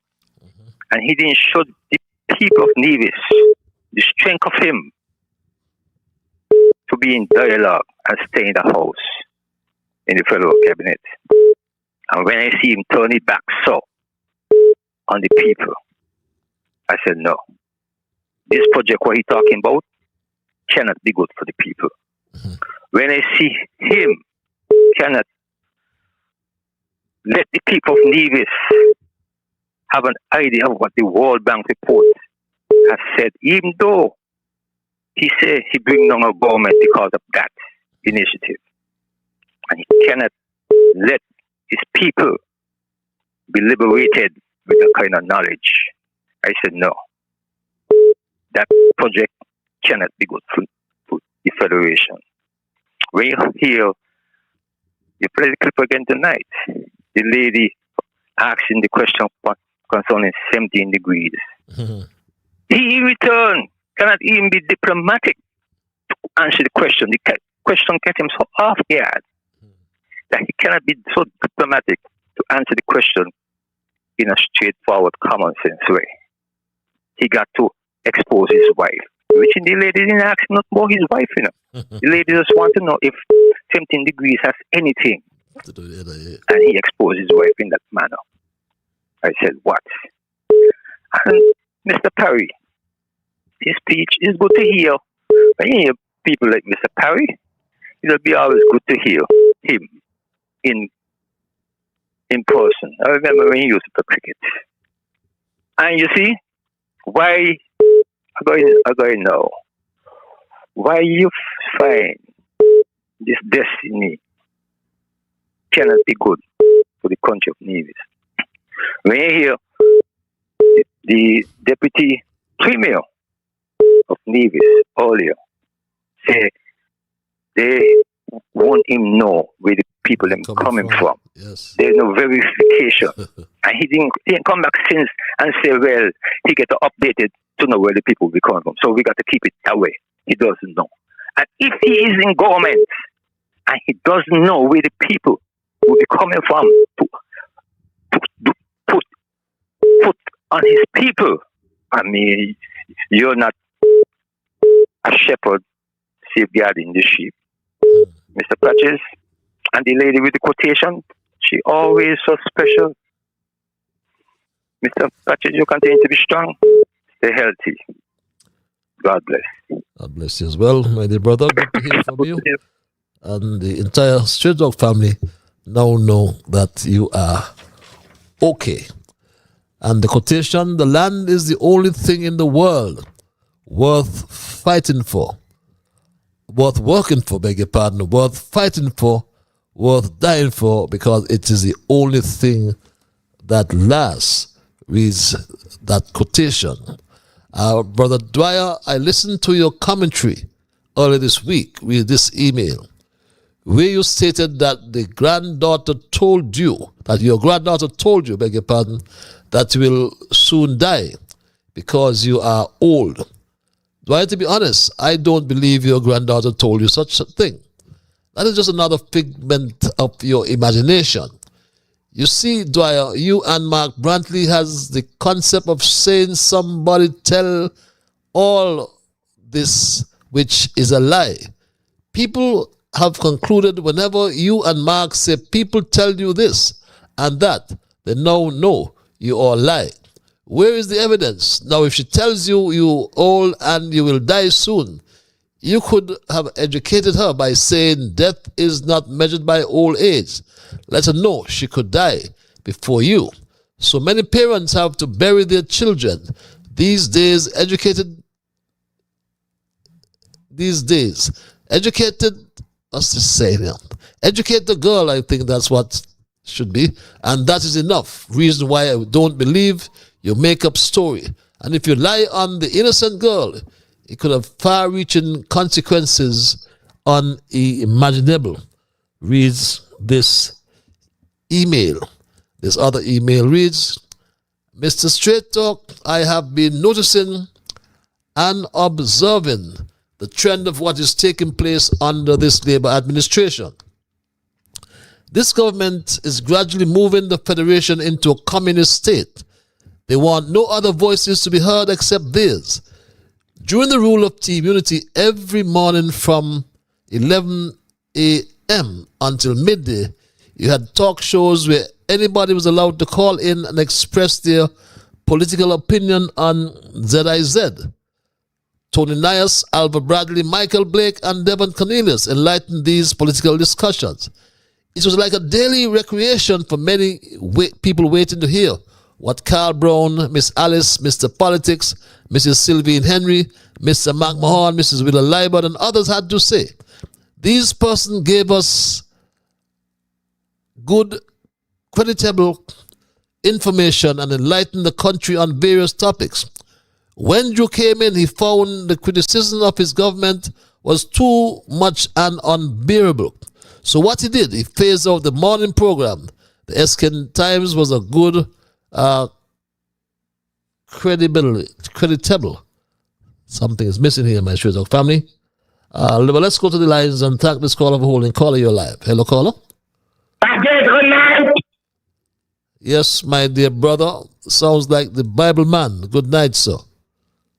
Yeah. Psalm 112. 112. Here I tell you, Mr. Package. Praise ye the Lord. Blessed is the man that fear the Lord, that delighted greatly in his commandment. His seed shall be mighty on the earth. The generation is upright and shall be blessed. Wealth and riches shall be in his house, and his righteousness endured forever. And upon the right there are beside light in darkness. His glorious shall full with compassion and righteousness. A good man showeth favor and learneth. He will guide his house, guide it where in the future. Surely he shall not be moved. The righteous shall be in everlasting remembrance. He would not be afraid of the evil tide. His heart is big, trust in the Lord. That's it. You can I tell you must read Psalm 112. Do you read it? I'm afraid not. I'm afraid not, my brother. I am afraid not. I didn't take your instruction. Yeah, it's 112 here. Go ahead. Last scripture I am going to left it to you tonight. Blessed is the man that considereth the poor. That's not 112. In the time of trouble, the Lord shall deliver him. Psalms 112 give you the whole rundown. That is good night. It's 12 calls I give to get in by you. To say bye, bye-bye, until Lord help us to meet again next week. Bye-bye. Okay, my brother, that's the Bible man. We always welcome what I call your spiritual interventions. Each program, you quote the Bible verses, and I love the Psalms, you know that. Mr. Nubian, Palm candidate for Central Varsity. On your Hot Topics program this week, you said that Dr. Simmons was the only politician that when he demitted office had to go and find work, suggesting that he never accumulated any wealth in government. You asked Mr. McMahon to tell of any others, and Mr. McMahon couldn't say. Well, Nubian, maybe you and Mr. McMahon were not born as yet to remember in February 1980 when Premier Limo and Minister Fitzroy Brand lost the government to PAM and NRP. Limo went back to work in his law office, and Brand had to flee to St. Martin to do his legal work there. And that is an indisputable fact, Mr. Nubian. Check it out for yourself and come back next week with the corrections. I know you listen to Straight Talk as everyone else, so get this message. Reads this email. This other email reads, good night, Mr. Leopold, a concerned citizen. The Sadler's home is digging up the tiles in the Sadler's government nursing home floor, and the residents, elderlies, are still in that home with all that dust. They should relocate them until that is done. Please, some government officials need to go and pay a visit. This is very saddening. The home is full of dust. The elderlies are paying their monies for their reads this email. Is that note? That note should not be there. Okay. Let's go back to the line and thank this caller for holding. Caller, are you there? You're live. Yes, Mr. Leibert, Carl Brown here again. Yes, sir. Mr. Leibert, question. We have OECS with a number of countries. We have CARICOM. These same OECS countries are part of CARICOM. How come on the world stage that we are not represented and we are not a big fish at the table? If CARICOM and OECS is so strong, how come on the world stage we are not represented by these organizations? What do you call world stage? I mean, understand you. Okay. What do they have? The G7, the G13? Yeah, but that's more about Does CARICOM have a representative there that speak on behalf of CARICOM? Does OECS have a representative there that speaks on behalf of the OECS and put the cries? But you don't get into in G7 and those. You don't get in that group in within our organization is worthless. Why? Because it's not part of the G7? Yeah, because here is it, Mr. Leibert. On the G7, those are organizations and nations, countries, and things that represent the bloc. How come OECS and CARICOM is not there representing our bloc? And we say we are worldwide recognized organizations. If we worldwide and we are recognized, how come we are not at those tables and putting out the cries of our small nations and small countries and bargaining for our block on this side of the world? But Carl, I think you need to get it right. Eh? The G7 is an informal group of I think is the world's largest economies, all world's large advanced economies, right? It's an informal group. And there's 7 members, I think, are Canada, France, Germany, Italy, Japan, the UK, and the United States. So, I mean... So you hear all those? Yeah, but CARICOM... What happened to CARICOM? What CARICOM? What happened to OECS? What? Come on. Let's not go down that road here. All these groups are, I said, it's an informal group, right? It's an informal group where these advanced economies meet, right? The European Union, perhaps yes, but I mean, who is CARICOM? CARICOM is part of the CARICOM members are part of the United Nations, and they have a CARICOM caucus at the United Nations, contrary to what Drew was saying the other day. But it's a stretch to say that CARICOM will be part of the G7. What is their right to get there? But anyway, that's your view. But Mr. Leopold, I don't want to debate that because I don't think that what you're saying is accurate, and I mean no disrespect to you, really. Right? Yeah, it might not be accurate, but what I'm saying, if we are representing a bloc of countries and nations, we should be able to bargain to even be a nominated member. Of what, the G7? Come on. Yes, because we are representing a whole bloc of Caribbean countries.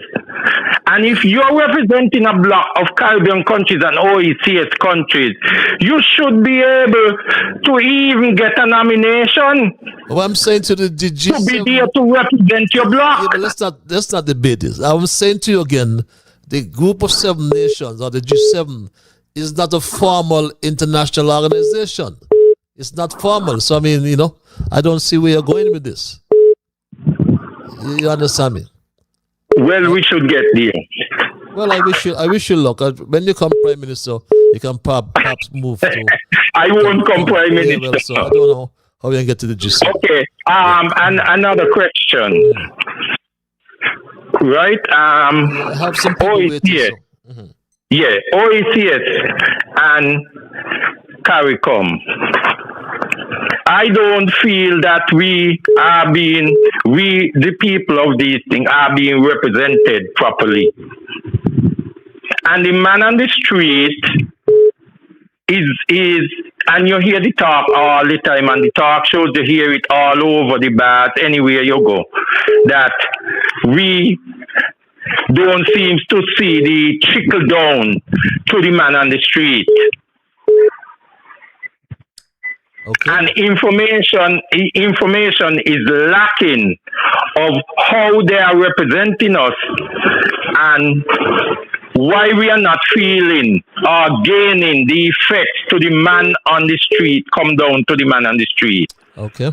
Yeah, a number of organizations, companies, and that sort of thing may be benefiting, but what about the trickling man down on the street? Okay. How are we benefiting? Okay, so there is where information again is lacking. Okay, thank you very much, my dear brother. Good night. Let's go back to the lines. Caller, I thank you for holding your live. Hello, caller. Thank you. Thank you, Brother Patches. Let me do it real quick. Let me say to Mr. Carl Brown, when you change the government, then you will get something close to what you are requesting. Change the government, and we can work on other things and concern that you might have. Moving forward, Mr. Patches, I requested and asked and inquiring this committee that the Prime Minister potentially appointed for the Destiny project. we and others will like to know who are on this committee. It can't be a committee just to say a committee and there is not a committee. We need to know who these people are who will be doing the due diligence, the good for the country. These cannot be silenced or covered behind closed door or dark cloud. We need to know who are representing us in this decision, because the decision already made by the people. And these two, I can't even say they are leaders. They're elected to be leaders, but they are just BS.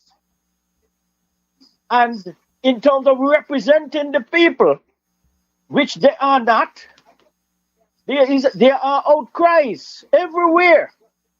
Carl Brown is outcrying. Carl Brown, again, you got to change the government to get representation moving forward. Anything except labor. Thank you. Thank you very much for your intervention. Caller, thank you for holding. Up to today, me and somebody had a discussion about that. The same thing with ZRZ. Even freedom now they want to take over freedom legislation. Things were supposed to come on ZRZ. Coming on and freedom. So it looked like it's a dictatorship they want here in this country. They want to shut down all the media then because nobody could come raise the voice, sound the voice about the political thing that's going on in the country. All he wants, he and his so-called advisor on different radio stations making an allegation about people in the country, saying all kind of negative things about people in this country, people who hard-working people, and those things. And Pakis, let me tell you something. I am not against Kitishan and Nibijan to own land. I'm not against that. I proud to see when Kitishan and Nibijan people open up a business place that the old people come in and get work. You know, not these fake investors come in and with no empty briefcase, and then pull off some politician, and then when you look now, some project fail because of that. They don't go just like the project from Trinidad with the housing project. We can't allow these things to happen. We got to open up our with us and be real about what's going on in this country. We say that we 98% literate people in this country. But you see that them don't want to speak out because what? They got this and they got that and they feel better. Government must this and government must that. People, we got to talk.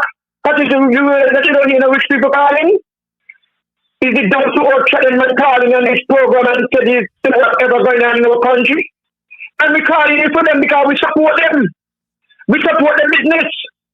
So if the politicians telling us, they're supposed to even get up the phone and call in and talk about things going on in our country too. Against the ordinary man in this country. That is our wonderful night. May God bless you, keep them. May God bless you, talk. And those in the diaspora, I hope you are listening to us. We're suffering. And we're suffering because we want to suffer. Who will put in government? They're doing a good job. And they're bringing Jamaicans, all kind of different people, when election comes, to work for government over us. And that is fear. We will not stand for that. Okay. So people in the diaspora, you all come out in your numbers and come take down these evil people we got here. We can't allow it to happen. That is a wonderful night again, and God bless you, keep you. And keep straight talk. God bless you as well, Mr. Politics. Perhaps I'll take, let me see, about 2 more calls before I wrap, caller. Making my penultimate call. Yes, Mr. Patches. I don't think Carl understands clearly about the G7 thing. You were explaining it, trying to explain it to him. And I Googled it, and he said, that's what you say, it's a formal organization informal. that was formed in 1973 by finance ministers of those 7 countries for the purpose of trading, security, and global thing. I forget the last thing, right? So it's not. It has nothing to do with people, the country outside of things like CARICOM and those things. It's just like Brexit in Europe. Brexit is for the European countries when the European Union, right? So CARICOM and OECS has nothing to do with that. Our place in the thing is with the UN, the United Nations. That's where our voice will be heard, but not in Brexit or the G7 organization. Thank you. Thank you for doing that work for me. That's what Straight Talk is all about, no doubt. Yes, it's not a formal international organization with a treaty or permanent headquarters. Right. The presidency rotates, yes, each year among member countries, and the country holding the presidency hosts the annual summit. There's an annual summit amongst the G7 members. I believe as well there's a G20, which is a larger group, which includes Brazil and China and India and others. So these are as I said, informal groups that advance of the world's advanced economies, right? And they discuss global issues, their leaders, major global issues such as economy, security, climate change is a big thing as well at the G7 meetings. But as we wind down tonight's programming, my Straight Talk family, I'll take this and make this my last call if the caller can be guided by the rules of brevity. Caller, I can give you 10 seconds. Hello, caller. Hello, caller. Hey, Mr. Leiber. Yes, sir. Yeah, Carl here again, my friend. Yes, I understand what Mr. Leiber is saying. I understand what you're saying. But what I'm saying is that we should try to get in. Come on. Use the time more wisely. You got 10 seconds. Let's not beat that dead horse. We discussed the G7 thing already. You can't convince any of us. You want to use the 10 seconds to discuss something else? Do we have a representation in the G20? Carl Brown, if that's all we're gonna discuss, we're gonna say good night. Discuss something else. I just told you the G20 is a bigger group with China and Brazil. Yeah, it's a bigger. So why are we disputing that? Come on, we don't need to dispute that. Really, we don't need to dispute that. All right. So when you come Prime Minister, see if you can get representation on that grouping, Carl. But I'm out of time, so we don't have. We're not going to discuss that any further. And I hate to be so blunt with that. That's not normal. But it's something we don't need to discuss. That was explained. I don't see why we need to debate that. Janssen destiny echoes of King Leopold's colonial rule. And we looked at Oliver Janssens and King Leopold II and the things they have in common. They're both Belgians. We examined what I call the Leopoldian model of private statecraft. And it dates back to 1885 when King Leopold II of Belgium engineered the Congo Free State, not as a formal colony of the Belgian state, but his own private corporate fiefdom. We examined this historic model which serves as a foundational paradigm for treating sovereign geographic space as a privately owned corporate asset.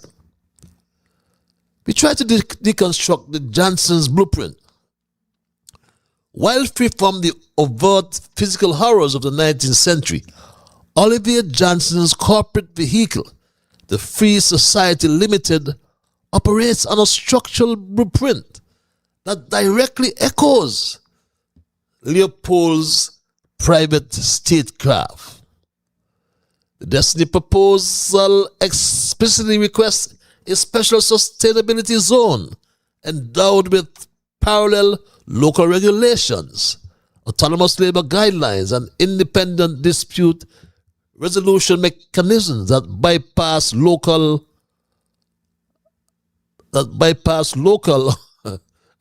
courts, as I was going to say.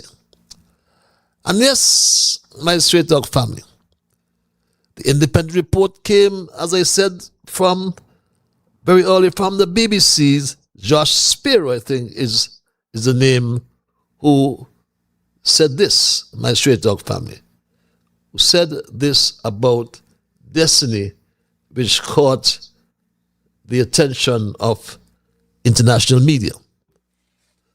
He said this. Paradise Island in the Caribbean. A crypto millionaire is trying to build a city with its own court system. This is a computer-generated image of a community called Destiny that's being planned on the island of Nevis. Destiny is part of the networked state movement, which believes pesky laws and regulations in traditional states restrict innovation. For example, some who are trying to set up their own states want to allow things like unregulated medical treatments. Island critics fear Destiny could become a state within a state, a claim that JANSSENS rejects. And given that the realtor buying up land for JANSSEN's project is the wife of the island's premier, many have questions about what exactly is going on. Trouble in paradise? Yes, my straight dog family. Yes, the real estate, or the realtor as it's called, is the wife of the premier. And as someone mentioned, Brantley was stumped with this question, no doubt, about this particular company. We've been hearing a lot about 17 degrees north. What is the connection between 17 degrees north and the Nevis Island administration? Is it true that representative of 17 degrees north has been approaching landowners and residents in the area of Long Point to Butlers, trying to negotiate the sale of lands there? If yes, what is the reason? 17 degrees north. I have to smile because 17 degrees north is my wife's business. It's owned by Sharon M. Brantley. It is my wife's business, and she's entitled to have a business just as you are, and just as anybody else in this island is entitled to have a business.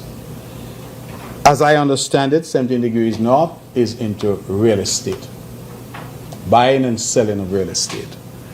I'm aware that there are investors who are looking at significant investments on the island. I'm aware that various investors are looking at investing on the island of Nevis. 17 degrees north has zero connection to the government. 17 degrees north is not involved with any government land. If I offer myself for elective office, I must say to my wife, who's had a business prior to me getting involved in politics, I'm sorry, darling, but you have to shut it down. And one of such investors is, I should say, Olivier Janssens, who launched the Destiny project. And she was the go-between. And one of the landowners' approach was former Premier Joseph Parry, my straight dog family. My first wife and I, many years ago, and she died in 1996, bought 10 acres of land over there. So half of that 10 acres really belonged to my children. But I found myself in a situation, not personal really, and I can't say exactly what the situation was, that I needed to dispose of the land so that I could deal with a matter that had to do with somebody, some organization in which I had some involvement. And after being called for 2 years, I decided to sell the land. I made a contractual arrangement for 12 months. and with a deposit of 10% for the sale of the land. The period ended on the 7th of June. The people called me and offered me 25,000 US per month for 12 months and something or the other. I refused. So I made the arrangement for 12 months. And at the 12 months, the contract lapsed because the payment was not made. And that deal is dead. That's the sacrifice that I have made. The land belongs to me. I keep my land. So he keeps his land. But Mark Brantley acquired that land. The contract lapsed and the deal is dead. But nobody knew that this land was really needed for the Destiny project. My straight dog family. Found out who were going to own the land and what they intended to do. I could not stomach that. I couldn't deal with it. It was against all the principles I believe in. All that I have spoken about, our black heritage, our black pride, our black identity, being a division, I couldn't handle it. And I hope other people in Nevis feel the same way that I feel. Oliver Johnson was buying poor people's land, but literally gave no reasons why he wanted to buy these lands. The claim that somehow real estate agents were aware, like way up front, and it's all like this political. This is not true, right?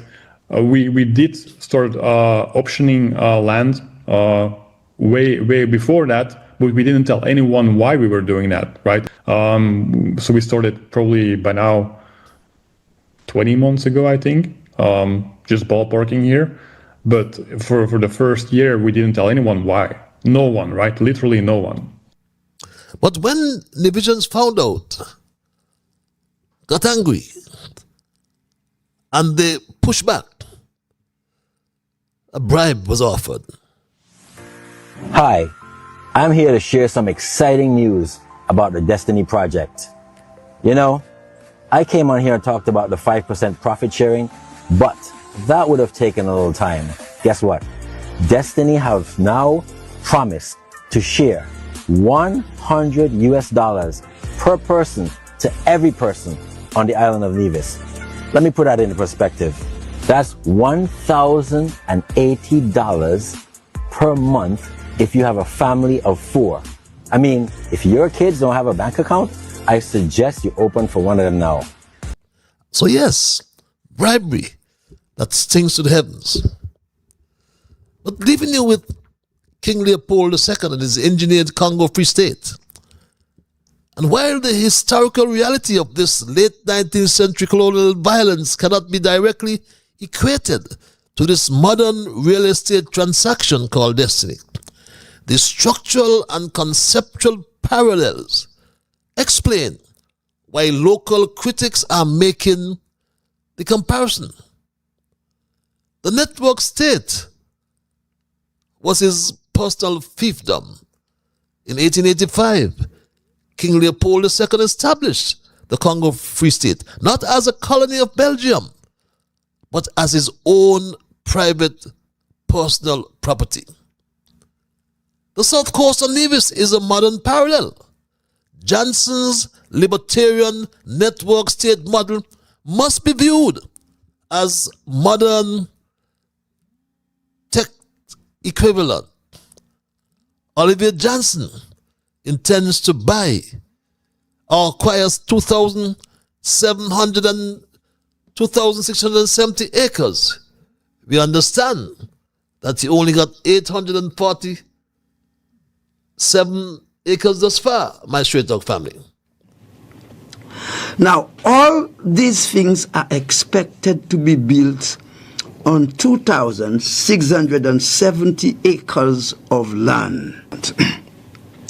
So they want 2,670 acres of land, but some 53 lots have been committed, I think, and with this adds up to 847 acres. So they are still outstanding. They still need about 14,000 acres still yet to be committed. But they have 845 already committed. So yes, they want 1,400 acres. Will Mark Brantley have the guts to acquire the over 1,400 acres needed for Destiny? But the insertion of a tax-exempt, cryptocurrency-driven mini-state into an island of just 13,000 residents creates an inevitable socio-spatial crisis. By designing a hyper-exclusive zone tailored exclusively to 10,000 ultra-high net worth foreign elites, the project triggers an immediate cost of living and land valuation crisis. Instead of widening the tax base on Nevis, Mark Brantley, with his voodoo economics reduces the base and puts more pressure on the 13,000 citizens. So you have the potential of attracting 40,000 citizens if that project ever gets off the ground and is successful and is sold 10,000 approved 10,000 applications. Then there'll be 40,000 citizens, but they'll be tax-free. Tax-free. But Leopold originally acquired the Congo by posing as a great humanitarian. JANSSENS, on the other hand, promises $100 monthly. But these financial handouts are designed to win public favor while masking the permanent loss of local land rights and the creation of a new form of economic colonialism. But the big question for Terence Michael Drew and Mark Anthony Graham Brantley is, will the Destiny Project collapse under the weight of the July 2026 European Union ultimatum? The international landscape shifted dramatically following a sweeping mandate from the European Union. Brussels issued an ultimatum to the 5 OECS nations operating CBI programs.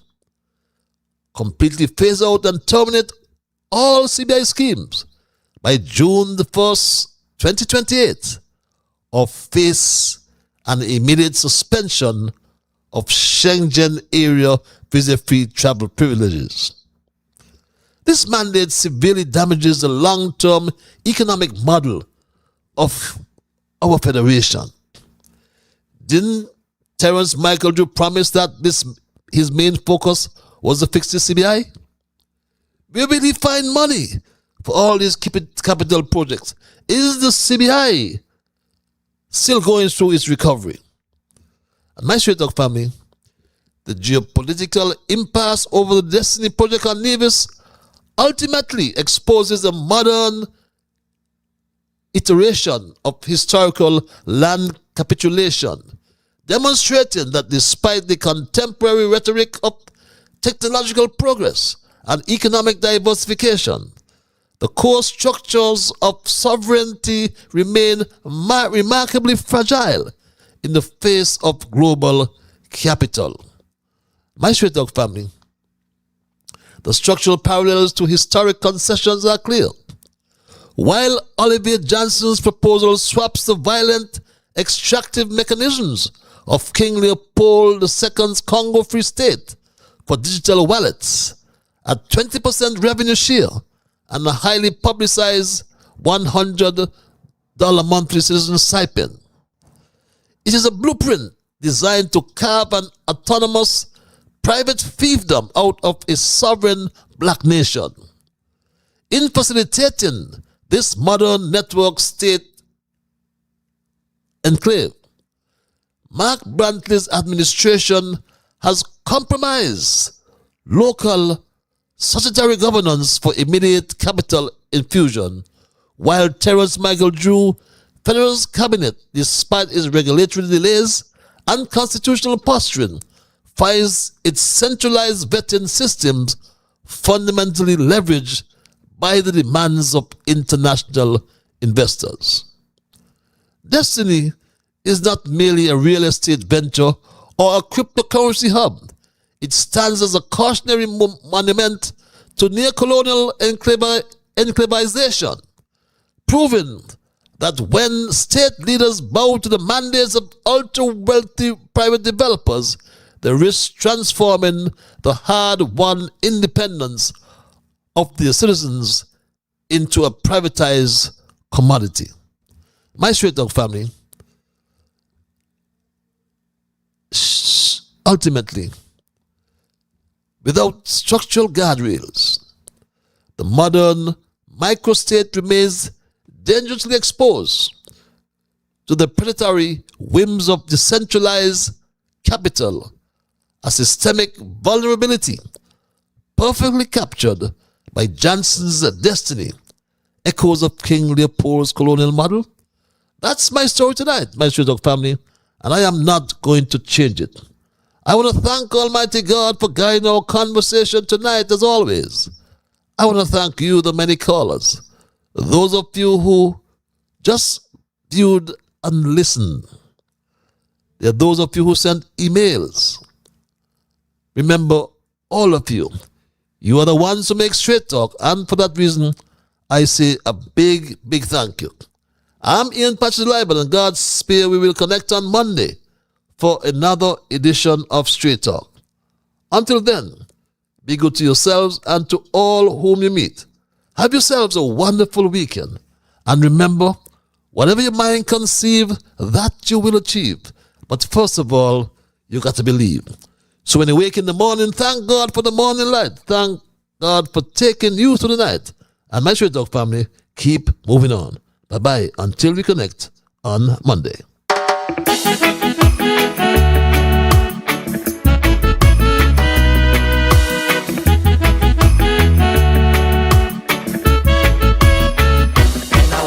The morning, I thank God for the morning light. Give Him thanks and praises for taking me safely through the night. For the rest of food